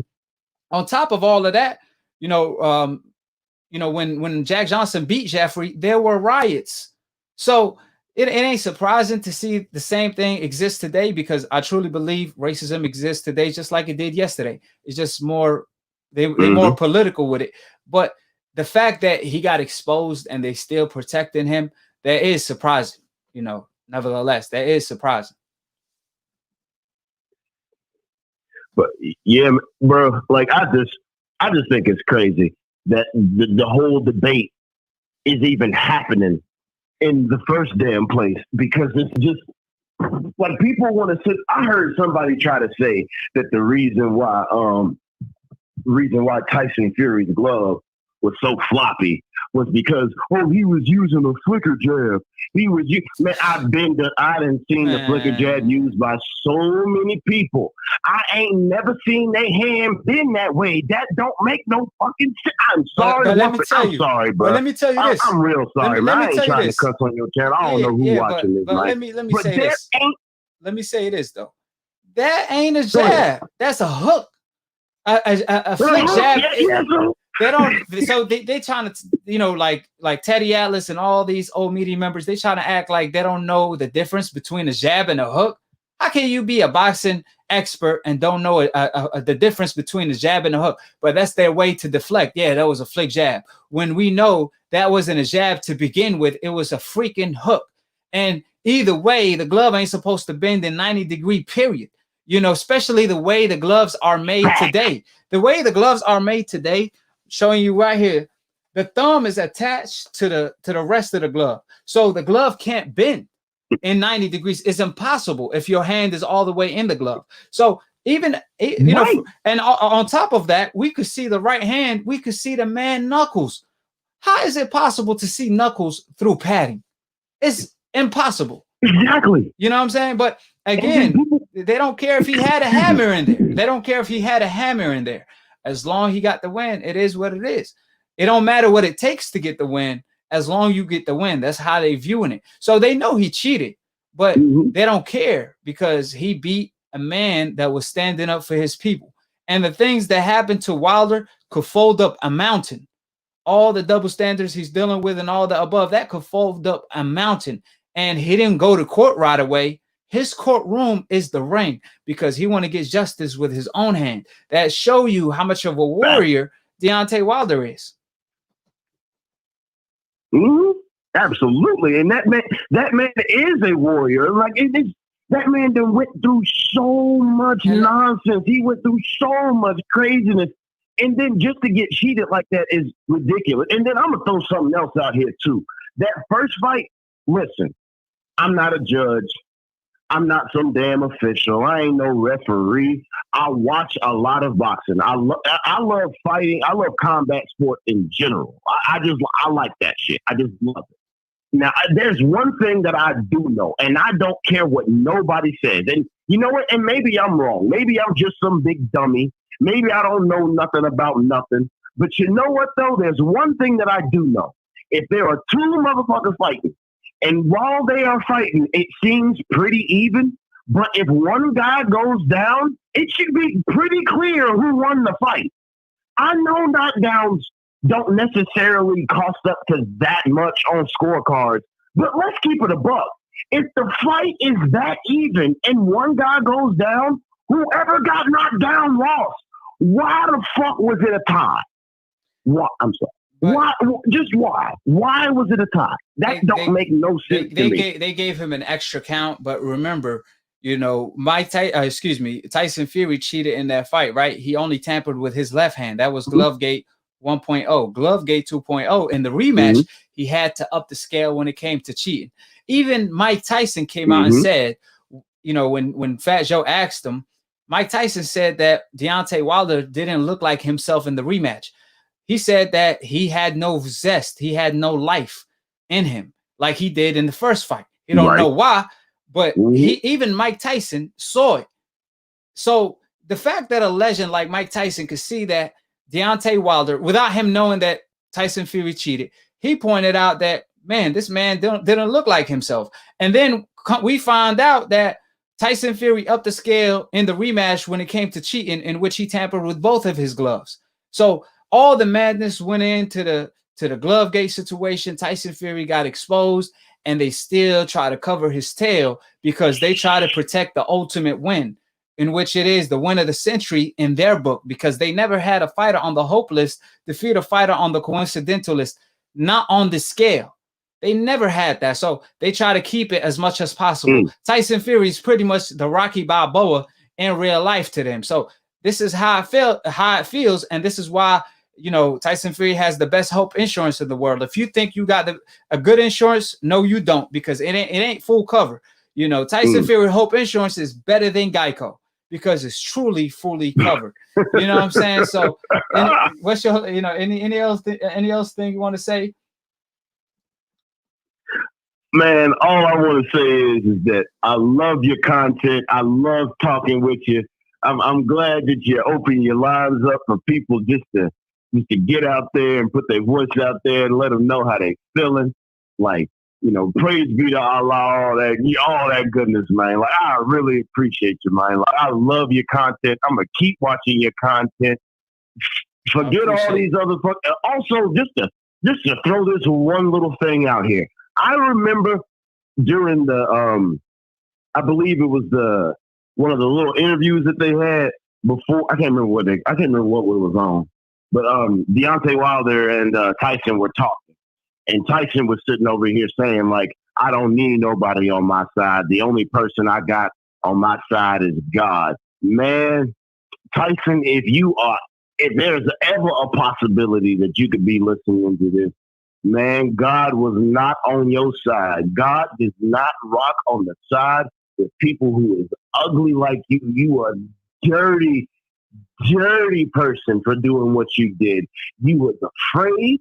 You was scared. You was about to get your donut taken away from you. That's all it was. You was afraid that your donut was going to be taken away from you. That's all it was. And nobody else wants to sit over here and talk about that. But that's the facts. I'm saying it right here. You was afraid to have your donut taken away from you. And see, the thing is, all it was. So you cheated. And see, the thing is, you know, God, you know, he makes things happen for a purpose. And this is nothing but a life lesson, because I truly believe things happen for a reason. And what goes around, come back around. And on the trilogy, it's about to get ugly for Tyson Fury, because remember, after the first fight, he said, man, Deontay Wilder nearly killed him. He said that he never been hit that hard before. He like nearly failed in a coma. Yeah, he nearly failed in a coma. That's why he had to up the cheating up to that extent, because remember, he had a rematch clause. Wilder gave him a rematch right away, but Tyson Fury was like, oh, hell no, I'm gonna go all the way to ESPN. I'm gonna get all my insurance ready, and then I'm gonna fight Deontay Wilder. That's why he cherry picked twice before he fought Wilder a third time. Like I said before, we got witnesses, you know, from Tyson Fury on sparring partner, busting him in cheating sparring. We got Coach Asbury that witnessed that taking place, in which Tyson Fury cheats in sparring and executes fight night. And we got doctors, and we got our eyes. So if you want to be Stevie Wonder in 2020, so be it. But if God blessed you with having a vision, you know, then you should use it. So that being said, man, I appreciate talking with you. Tell him. Yes, sir. Tell him, Aki. Yes, sir. And then, like, I'm gonna make this one last point. I'm gonna let you go, because I know there's plenty of people that want to talk to you. I know there's plenty of people that want to talk to you. But my last point is that if that fight was as official as they say it was, and if it was as clean as they said it was, then it should be easy money for Tyson Fury to sit over here and do a trilogy. Why are you trying to run away from it? That should be easy money. That would be like me getting into a fight with you. You beat the shit out of me, and then you all like, oh, I don't know if I want to do another rematch, man. I don't know if I should do. That's easy money for you. That doesn't make any sense. Especially that doesn't make no sense. Especially when Tyson Fury, he could make 50 million plus in the trilogy because the glove gate made the fight bigger than ever. This was one of the biggest fights of all time, and he rather fight a Kabali though, and a guy we never heard, a Kabali, in which he could make possibly. He gonna make probably like 5 million against him, and he rather lose out on 50 million. Come on, man. We all know what time it is. He can no longer use that cheating method. That's why he don't want to fight Deontay Wilder again. But like I said, the truth will always come out. It may take a day, it may take a week, it may take a year, but eventually it will always come out. And you know, Tyson Fury, he could hide from the truth, but he can never run from the truth. And Deontay Wilder is coming for that tail. But I appreciate talking with you, man. It's gonna come out, brother. Yes, sir. Yes, sir. It's already out. It's already out. Yeah, I appreciate you talking to you too, brother. Yes, sir. I appreciate talking to you too, man. Like, you stay up, man. You stay up. Yes, sir. You keep doing what you do. Thank you, my man. I'm gonna keep watching you. Appreciate the love. All right, be easy, brother. All right. So, you know, I'm obviously short on time. I got a wedding to attend tomorrow. So, you know, that being said, I'm gonna go ahead probably end the show earlier tonight because, you know, it's kind of late. But I'm gonna go ahead and pick up my man one more time. How you doing, AKHi? What it do? What it do? So when it came to Dubois versus Joe Joyce, you know, obviously, you know, Dubois had a lot of potential, but he was really untested, and he seemed to get gassed out. The eye swelled up, and he could no longer see. According to him, that's why he stopped, or people want to say he quit, but I'm gonna say this: if you can no longer see out of your eye, I won't call that quitting. You know, if your eye closed, like for example, when you know Frazier, when he fought Muhammad Ali in the Thriller in Manila, Frazier in the 14th round, the reason why they waved the white flag is because both of his eyes closed shut. Like he literally couldn't see him from both of his eyes, right? That's a different situation because Frazier is a warrior, and there was a 14th round and both of his eyes closed, you know, but them cats cut different. However, again, if your eye closes, you know, I don't want to see a fighter lose his vision over a fight. You know, you come back and you fight another day. On the other hand, Joe Joyce, you know, the sky's the limit because he put on a hell of a statement, and now, you know, the opportunity is there for him for a world title, either against Anthony Joshua or Usyk, if Anthony Joshua does vacate that belt. So what was your take on the fight and his future against maybe an Usyk or an Anthony Joshua? Beautiful question, my brother. And also salute to the brother who just called, man. I know you probably still listening, bro. The caller before me, man. Beautiful take, bro. That was so 100, bro. Much love to you, my bro. That was needed because we're gonna preach that Deontay Wilder to this day. These decafs hate it. These decafs hate it, but they always tuning in because they allergic to the truth. You know, that's why they always tuning in. But you know, so yeah, what was your take on that? Daniel Dubois versus Joe Joyce. Man, I had big and high expectations for Daniel Dubois in this one. He came out in the early rounds dominating like he usually does. He was pressing the fight against Joe Joyce, landing the left hand, countering and slipping punches in and out, and just doing beautiful boxing like he always does. Joe Joyce was eating a lot of right hands. He was eating a lot of combinations, and he really wasn't having as much punch output as Daniel Dubois. Now, as far as Joe Joyce winning that fight, he won that fight fair and square. I can't say he dominated. He fought very intelligently. He had his hands up a lot of the time. He had his hands up majority of the time. He was countering Dubois in between shots. A lot of people, I don't know if they realized it or saw it, but he was countering Dubois in between shots. landing counter left and counter right hands upstairs. His right hooks to the body to Dubois were getting my attention as well. They weren't as hard as Dubois' body shots, but they were getting my attention. And to me personally, it was a clear cut victory for Joe Joyce. My money was on Daniel Dubois winning that fight, but it was an upset. In my eyes, if anybody has the balls and the audacity to call Daniel Dubois a quitter, they don't know shit about boxing. And that's in the words of Roger Mayweather. For real, for real. You don't know Daniel shit Dubois about boxing. That's what it is. You know, Frampton said that, you know, right after the fight, he said that Dubois quit, you know, and that's why I said, you know, if your eyes shut, I mean, I'm talking about where you can't see. I mean, what the hell are you going to do? You got to be able to see the punches coming. Exactly. You know what I mean? At the end of the day, your hands can't hit what your eyes can't see. And if you can't see, then you definitely about to get knocked out in a spectacular way. So, you know, why risk that when you have no chance of winning? You know, so that's why Frampton was coming. Yeah, Frampton was coming out of a weird place when he made that statement. But yeah. I mean, exactly, AKHi. My boy, you see, this is why DCAS tune in, even though they can't stand our asses. This is why they tune in, because don't nobody do it like my brother AKHi. Point blank and period. Yes, you know sir, what I mean? yes, This is literally, if this was an anime, this would literally be boxing AKHi. Literally. Bro, like, this would be literally a legitimate boxing anime show, podcast show. Literally. But people calling Daniel Dubois a freaking quitter because he couldn't see out of his eye is just like with the Kell Brook situation.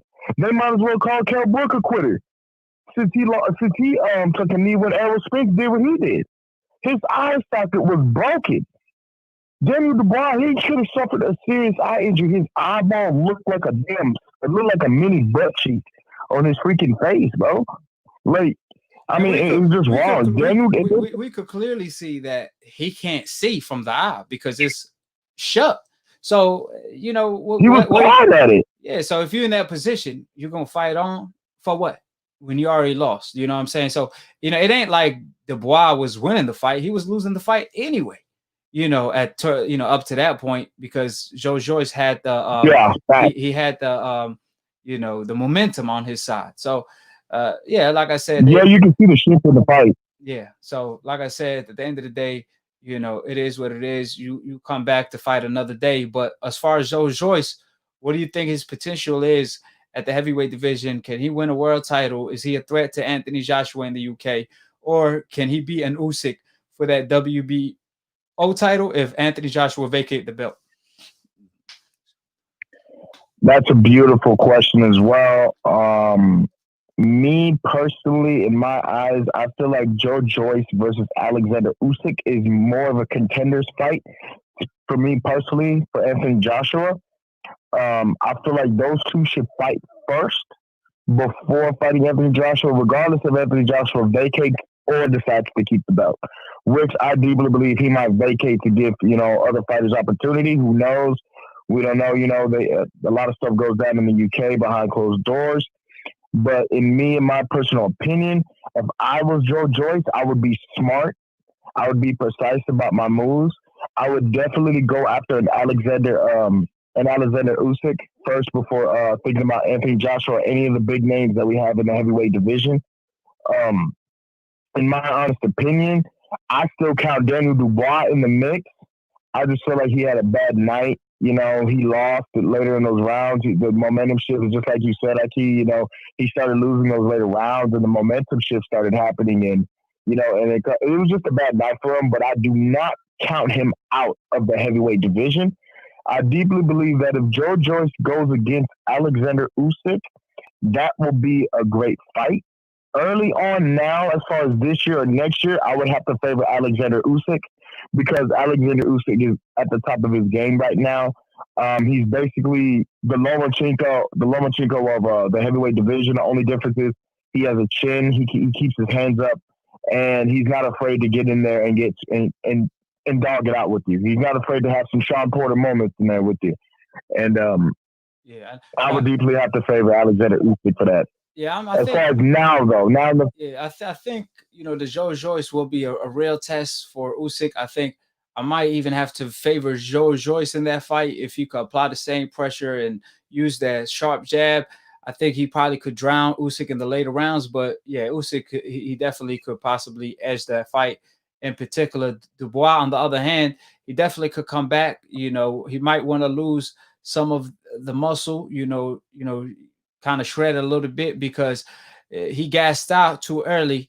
You might want to, work on pacing himself more, and stuff like that instead of just relying on he throws a power. lot of punches. Yeah, and He throws a lot of punches, and he throws them really, really, really hard. Danny Dubois, he does that in almost every one of his fights, man. He has a hard time, pacing himself, just like you said, my brother. And he has a hard time controlling his breathing. Like when he was throwing punches against Joe Joyce, if you notice, he had his mouth open a lot of those times, including in round one. And I'm like, wait a minute, you're a boxer, you're a fighter. You're supposed to pace your breathing as you're throwing shots and as you're coming off shots. And Danny Dubois, he throws with everything, like almost like Gene Pascal.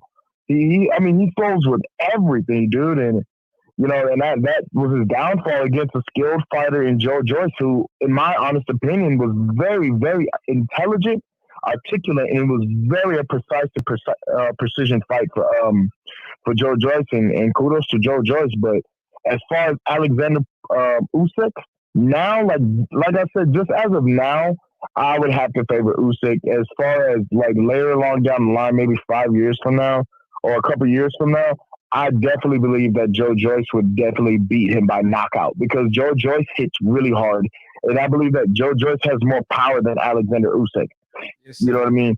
I think he has more power than Usyk, and he has a lot. And Joe Joyce also has a lot of leg power because when he was throwing those left hands and he was countering in between shots against Daniel Dubois, I noticed the leverage he was getting on those shots, and he was getting more leverage on his shots than even Daniel Dubois, and who, in my eyes, I felt was the harder puncher.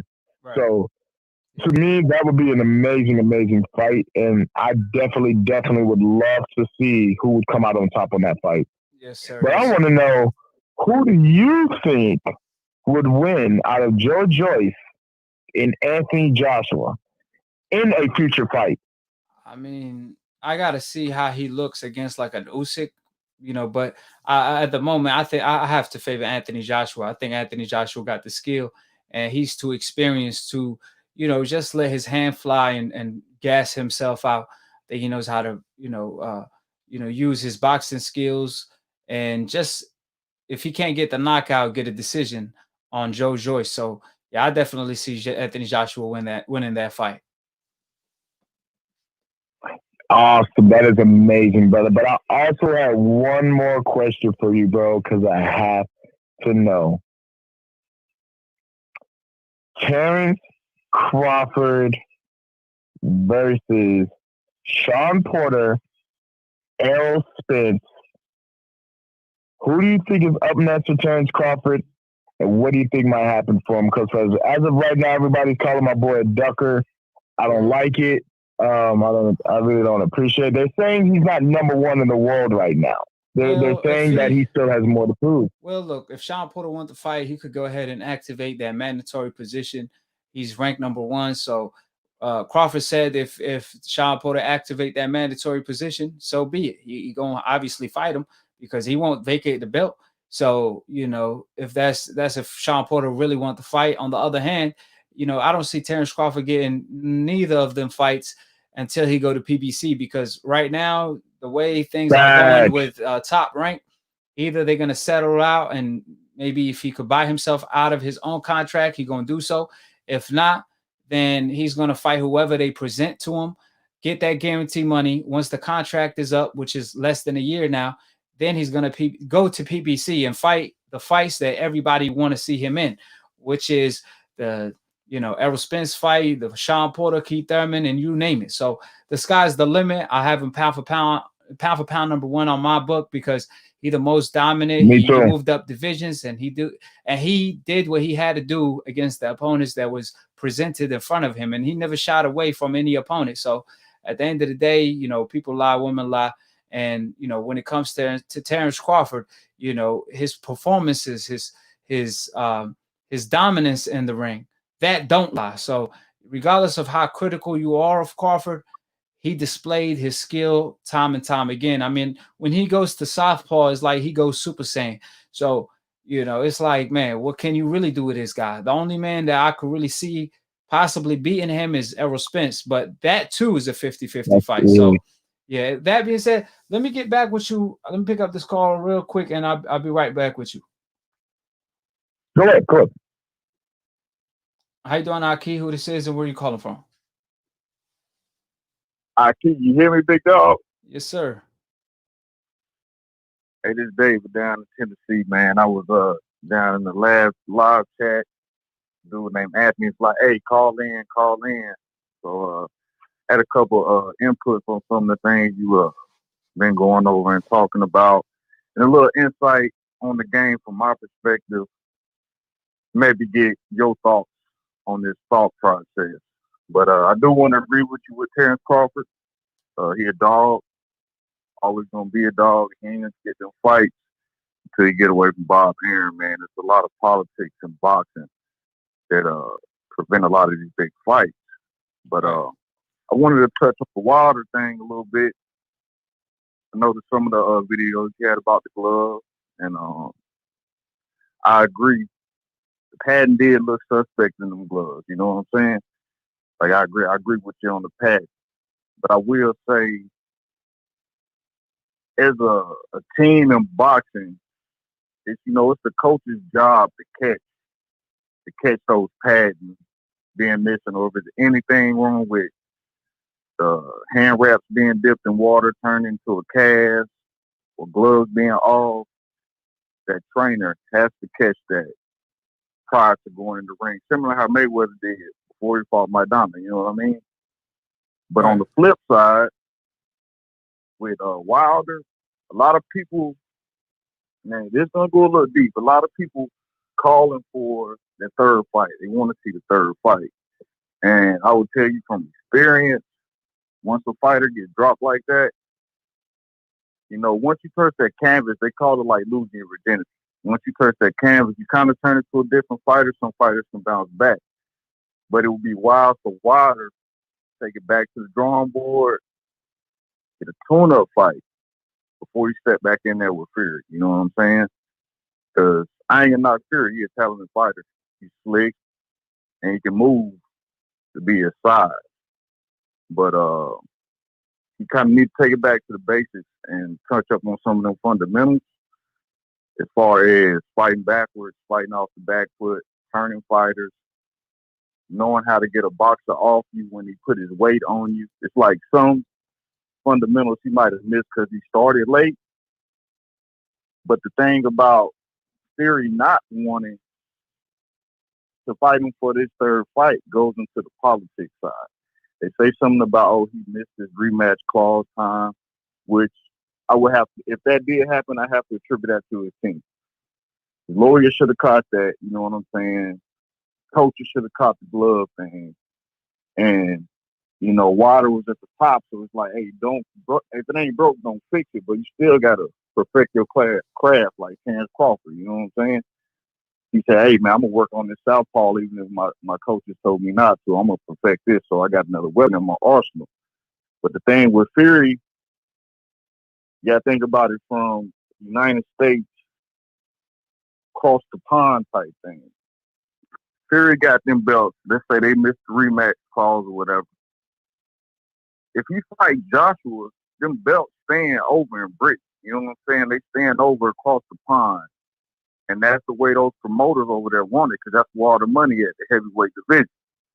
So any way they can weasel out of this Wilder fight, they can.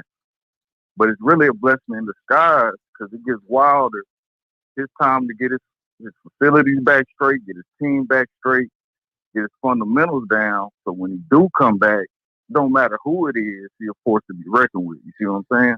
Yeah, but see, I got to disagree with you all the way on that for multiple reasons. Well, let's start off with the first point you mentioned, but I'm going to start off with the last one because I don't want to forget this one. Now, as far as Wilder getting, kind of like the winner of the Anthony Joshua versus Tyson Fury.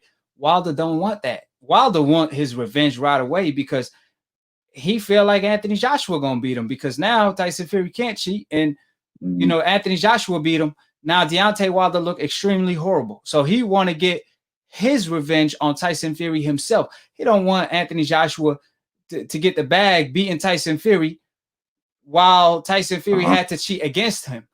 And obviously, if he's not going to be able to get his match now, he probably never will against Tyson Fury, because Tyson Fury just don't want to fight him no more. But to start off, to start off from the first point you made, which is, at the end of the day, you said why his team didn't catch it is his team responsibility. Yeah, you're right on that. But obviously, there's a lot of corruption in the sport, and I think this was a setup, period. You know what I'm saying? I mean, Cotto trainer didn't bust Margarito cheating because he didn't do. No. He gave Margarito the benefit of the doubt, but you can't blame Cotto for that, because obviously Margarito cheated. We're always gonna blame the cheater for cheating, not the innocent fighter for being innocent. I'm not gonna blame an innocent person for being innocent while defending the cheater. I will never do that, right? And as far as but I'm just saying as far as Wilder, stuff like that. Obviously now he's more mindful, but at the end of the day, his trainer or whoever it is, they got to be an asshole to get their job done. This is the lesson you could get out of that. But another point you mentioned about the rematch clause being expired.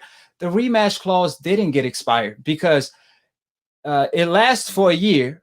Plus, when it comes to the rematch clause, the way it works, you get a rematch clause as soon as you activate it. Wilder activated the rematch clause a week right after the rematch. So Tyson Fury owed him a trilogy, right? Now, they could have fought already, but Tyson Fury and Bob Arum kept blaming the pandemic by saying, hey, we don't want to fight without a crowd, so on and so forth. So yeah, I hear something about that. So if it's Tyson Fury himself and Bob Arum that said that they don't want to fight without a crowd. So Wilder was like, you know what? Okay, fine. We push it off to whenever you guys want it with a crowd, whenever that's possible. Then you see Errol Spence fighting with a crowd, but Bob Arum didn't push for a fight in Texas or things of that sort.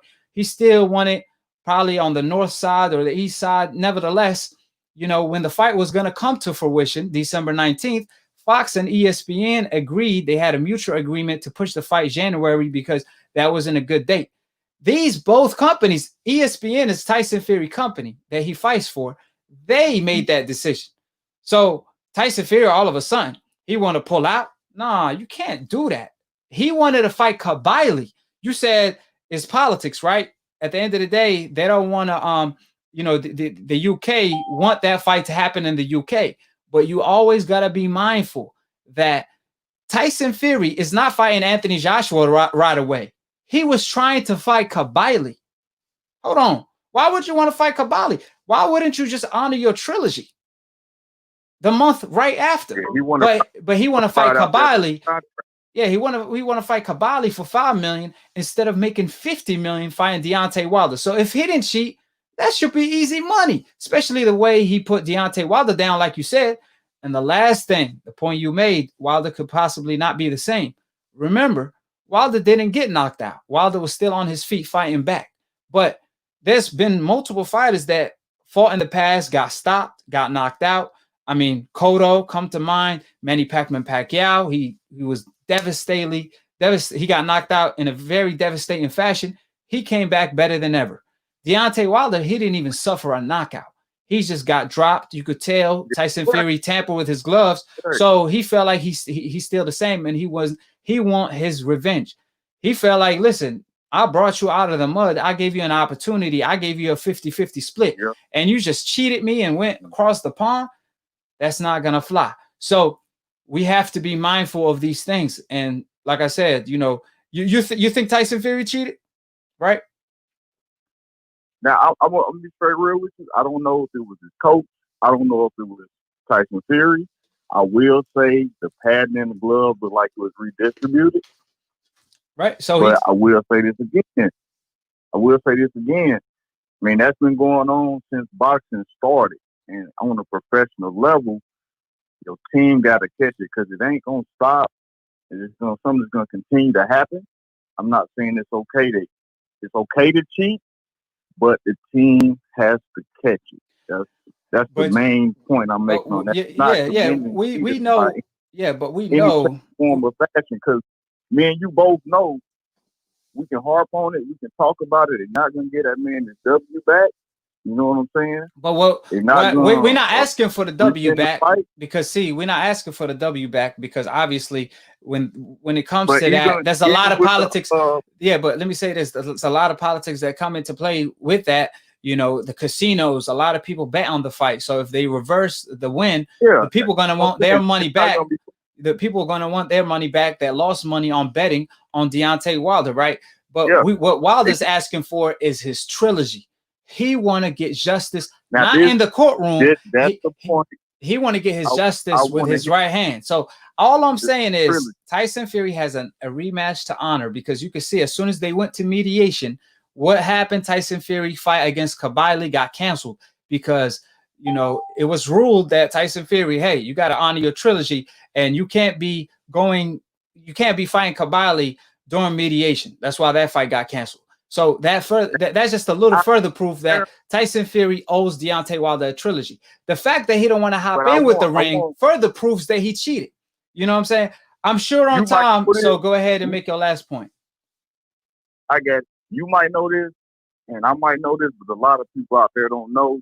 In order for the trilogy to happen, you do have a rematch clause, but in order for the rematch clause to be inactive, Deontay Wilder got to pay the number one contender step-aside money because he's entitled to that title fight first.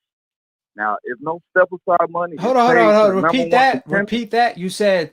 Say it again because I'm a little confused over the comment you made. The rematch clause. Every fight has a rematch clause, right? Right.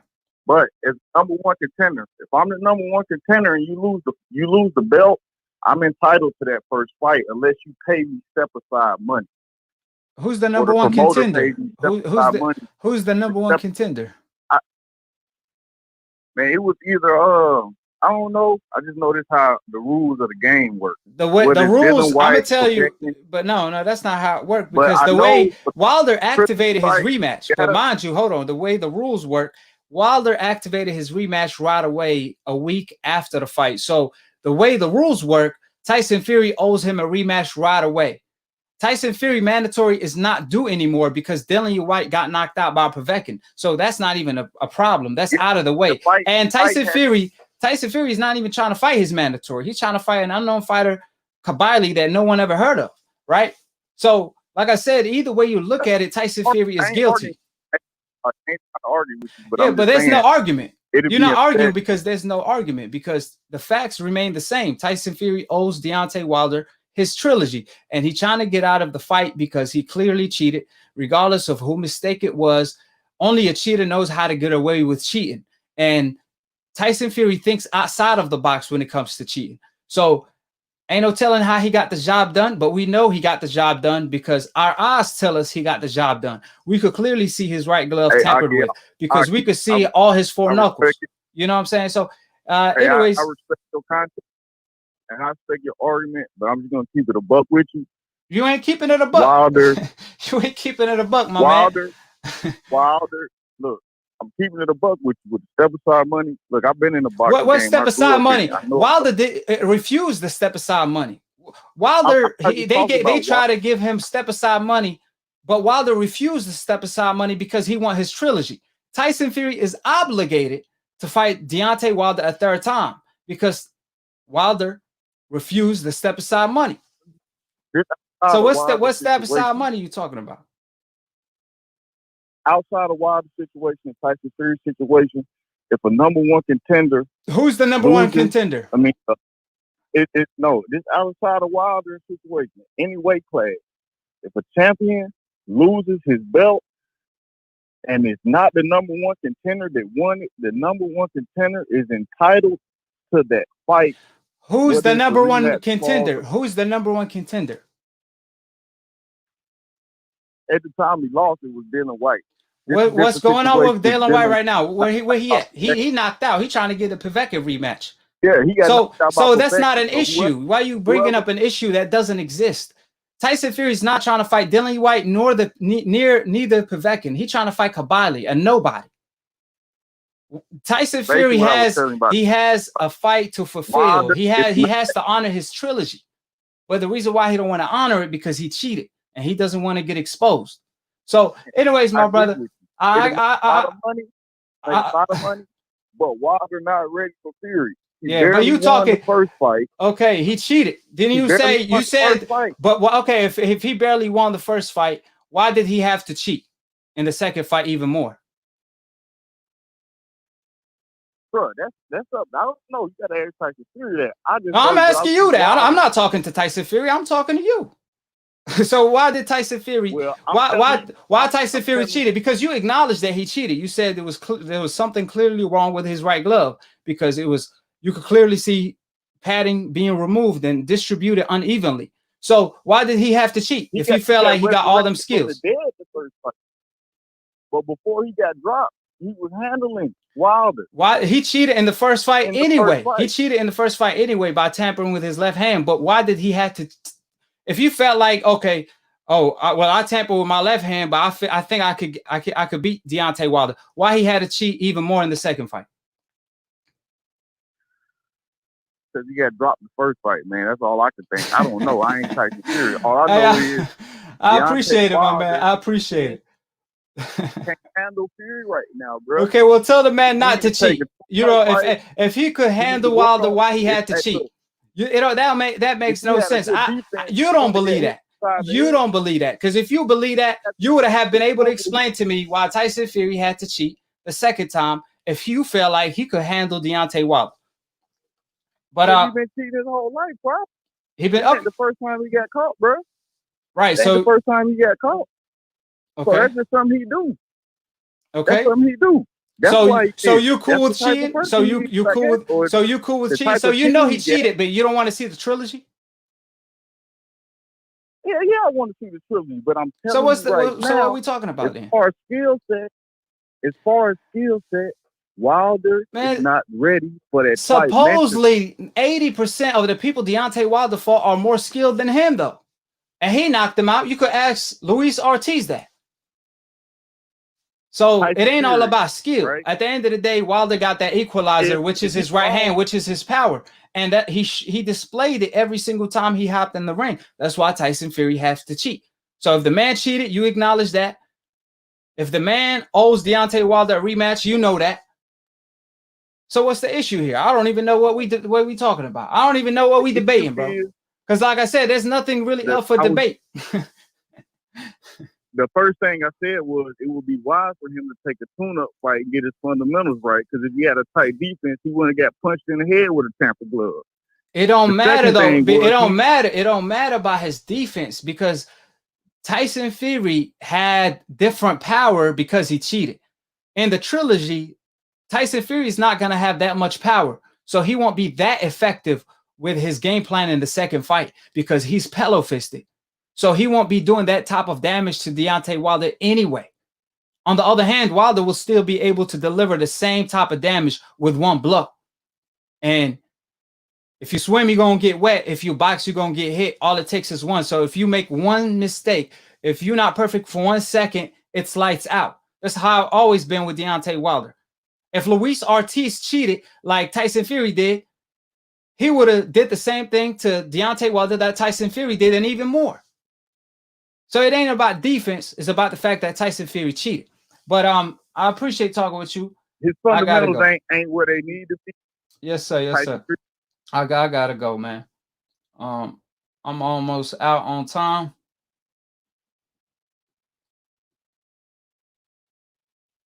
How you doing, AKHi? Who this is and where you calling from? Hey, you can hear me, AKHi? Yes, sir. This is Arthur from Chicago, but from Indiana. It's funny how he was just talking about the Deontay Wilder. I want to actually talk to you about that and everything.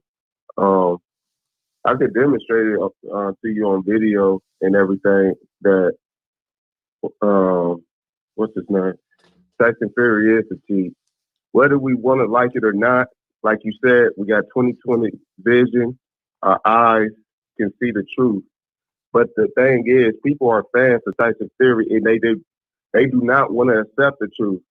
You know, and the truth hurts. It really does. That's the reason why they always say that old saying, the truth hurts. What that man did is a criminal. Right. You know, what he did was criminal. You don't want to face the truth. He could have, exactly. He could have had killed that man.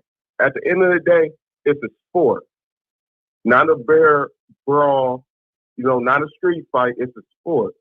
And if you cannot respect the sport and you got to cheat, why do it in the first place? Because at the end of the day, that man has to come home to a family. You know, the thing I wanted to demonstrate with you was when he had this, because when I first seen it, I was like, wow, he has his hand, you know, and you can see his bare knuckles, you know, through the glove. People say, why would he do that? And it's a disadvantage on his part if he was using his knuckles that way. That's the thing. He's not using his knuckles. He's used the palm of his fist. This is coming from a guy that did boxing and MMA. This is coming from a guy that got a Taekwondo black belt, you know, background. And they already told us in practice and training when I was going for my black belt, when you break the board, what are you doing? You're not hitting with your fist, you're hitting with your palm. He's obviously using his palm. And the thing is, I think he created that dent on the side of Deontay Wilder's head using his palm, not using his knuckles. When you use that palm, you can even look it up, it's a fact. When you use that palm, that's the hardest part on your hand. It's not the knuckles, it's the palm. So that man know what he was doing. Yeah, and just to add to that, either way, if he was punching with his knuckles or the palm, that's illegal to punch with the palm as well. Because like you pointed out, you know, if you're gonna punch with the palm, that's illegal under the boxing rules. You can't do that. And on top of that, there ain't no telling if his hand wasn't in the glove all the way, he could have put an egg weight in there. But we could see the damage. You know, he dented Deontay Wilder's head, so on and so forth. So at the end of the day, the man is guilty.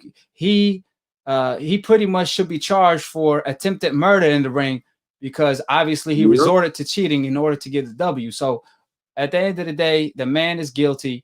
Wilder want his revenge. So Wilder's not asking for too much. He just wants Tyson Fury to honor his rematch clause. And if Tyson Fury truly didn't cheat, he would have been running for a trilogy just to prove the word wrong and all the doubters on top of that make all the money doing so. But he clearly did because he clearly cheated because he don't want to do so. You know, with that being said, my computer about to die. So just give me your last thoughts in like 1 minute because my computer about to die. Okay. You said my last thought? Yeah, your last thought because my computer about to die. So, you know, sum it up in 1 minute. Okay. If they was to get the trilogy fight, to be honest with you, Deontay Wilder is going to kill that man. He's going to kill that man. Everybody say that Tyson Fury got the boxing ability and he can walk circles around him, but if that was the case, why did he have to cheat? You know, and I don't know, but all I know is if Deontay Wilder get his hands on him, it's over. I'm not betting against him. I'm not betting against him. That's and for hopefully it's a fair fight because I can guarantee you he's going to be checking them damn gloves. And that's and all these Tyson Fury fans, they going to see the reality why he was almost 50-0. There's a reason. Yes, sir. Yes, sir. That's for sure. Appreciate talking with you. All right. All right, you too, Akeem. Yes, sir. My man, I'm gonna throw a question at you, and I want your answer for it. My computer about to die, so try to sum her up as fast as you can. You there? Yep. So Mike Tyson, obviously, Mike Mike Tyson said he won a trilogy. Excuse me. Mike Tyson said he won the rematch with Roy. Roy said he's going to think about it. What about the trilogy match with Holyfield? What do you think about that? Oh, man, now that is actually a classic. A trilogy with Holyfield, man. Now that would actually bring a serious shake up to boxing. You know what I mean? Me personally, in my eyes, I deeply believe that Evander Holyfield would actually beat Mike Tyson. Not now. Back then, if they had the trilogy, I would have went for Evander Holyfield. Now I have Mike Tyson winning if they would have a rematch. Recently, not too long ago, Holyfield was sparring with Andy Ruiz, and he was hanging in there with Andy Ruiz. So I don't know, man. Holyfield still got it. He fought to a later age than Mike Tyson did, and also he could take a punch, so on and so forth. He always had the style to give Mike Tyson, trouble. That's why you saw Roy Jones take a page out of Holyfield's book when it came to the blueprint to fighting Mike Tyson. So, I might have to favor Holyfield in that fight, depending how Holyfield looks in training. Nevertheless, Mike Tyson looked good against Roy Jones, but Roy Jones is not a natural heavyweight. So, I think Holyfield could be more effective in the inside with Mike Tyson if they do fight at this age and at this time. It would be classic to end the story of their trilogy after what happened in the rematch with Tyson Fury buying his ears and stuff like that. So, I think the way they are mature today, that will be a great way to close the chapter. And the buildup will be crazy. The numbers will be even crazier. I hope Danny Garcia don't take a page out of his book, out of that book, because Red Cats did it to Danny. Red Cats did it to Danny, and Danny might want some revenge. So he's like, man, let me do it with Arrow, damn it. But no, the brother, I wanted to answer a question for a decaf. Well, he really wasn't a decaf. And by the way, AKHi, that was another nice knockout tonight. Great knockout. He tried, but it was you gave him a chance. You let him swing a bit. But at the end of the day, he didn't know how to handle championship world class competition. So kudos to my boy AKHi with another knockout. Yes, sir. And I also wanted to actually instigate that knockout a little bit.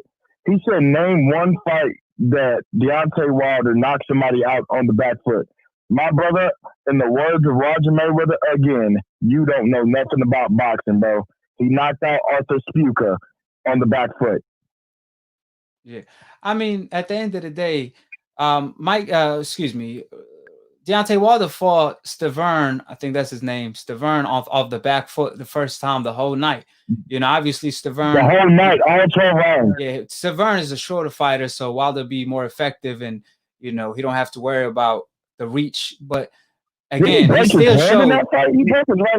Yeah, but still, he displayed that he could fight off the back foot. The only reason he wasn't that effective against Tyson Fury at all, because Tyson Fury tampered with his gloves, so it felt like brick was coming his way. As soon as he get touched, even the jab was hurting him.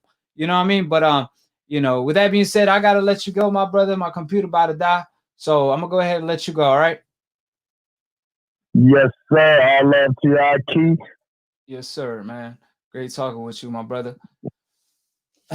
But yeah, man, I think the best way to close the chapter for Holyfield versus Mike Tyson is for them to fight again, and especially at this day and time with social media is going to blow up. The buildup going to be crazy. So maybe after the rematch with Roy Jones, if Mike Tyson is victorious, he could possibly pursue a Holyfield fight, which that's going to do record-breaking numbers. And it will be a classic way to close the chapter. Appreciate to everybody that's tuning in. Subscribe below. And to be continued on the next episode of AKHi TV.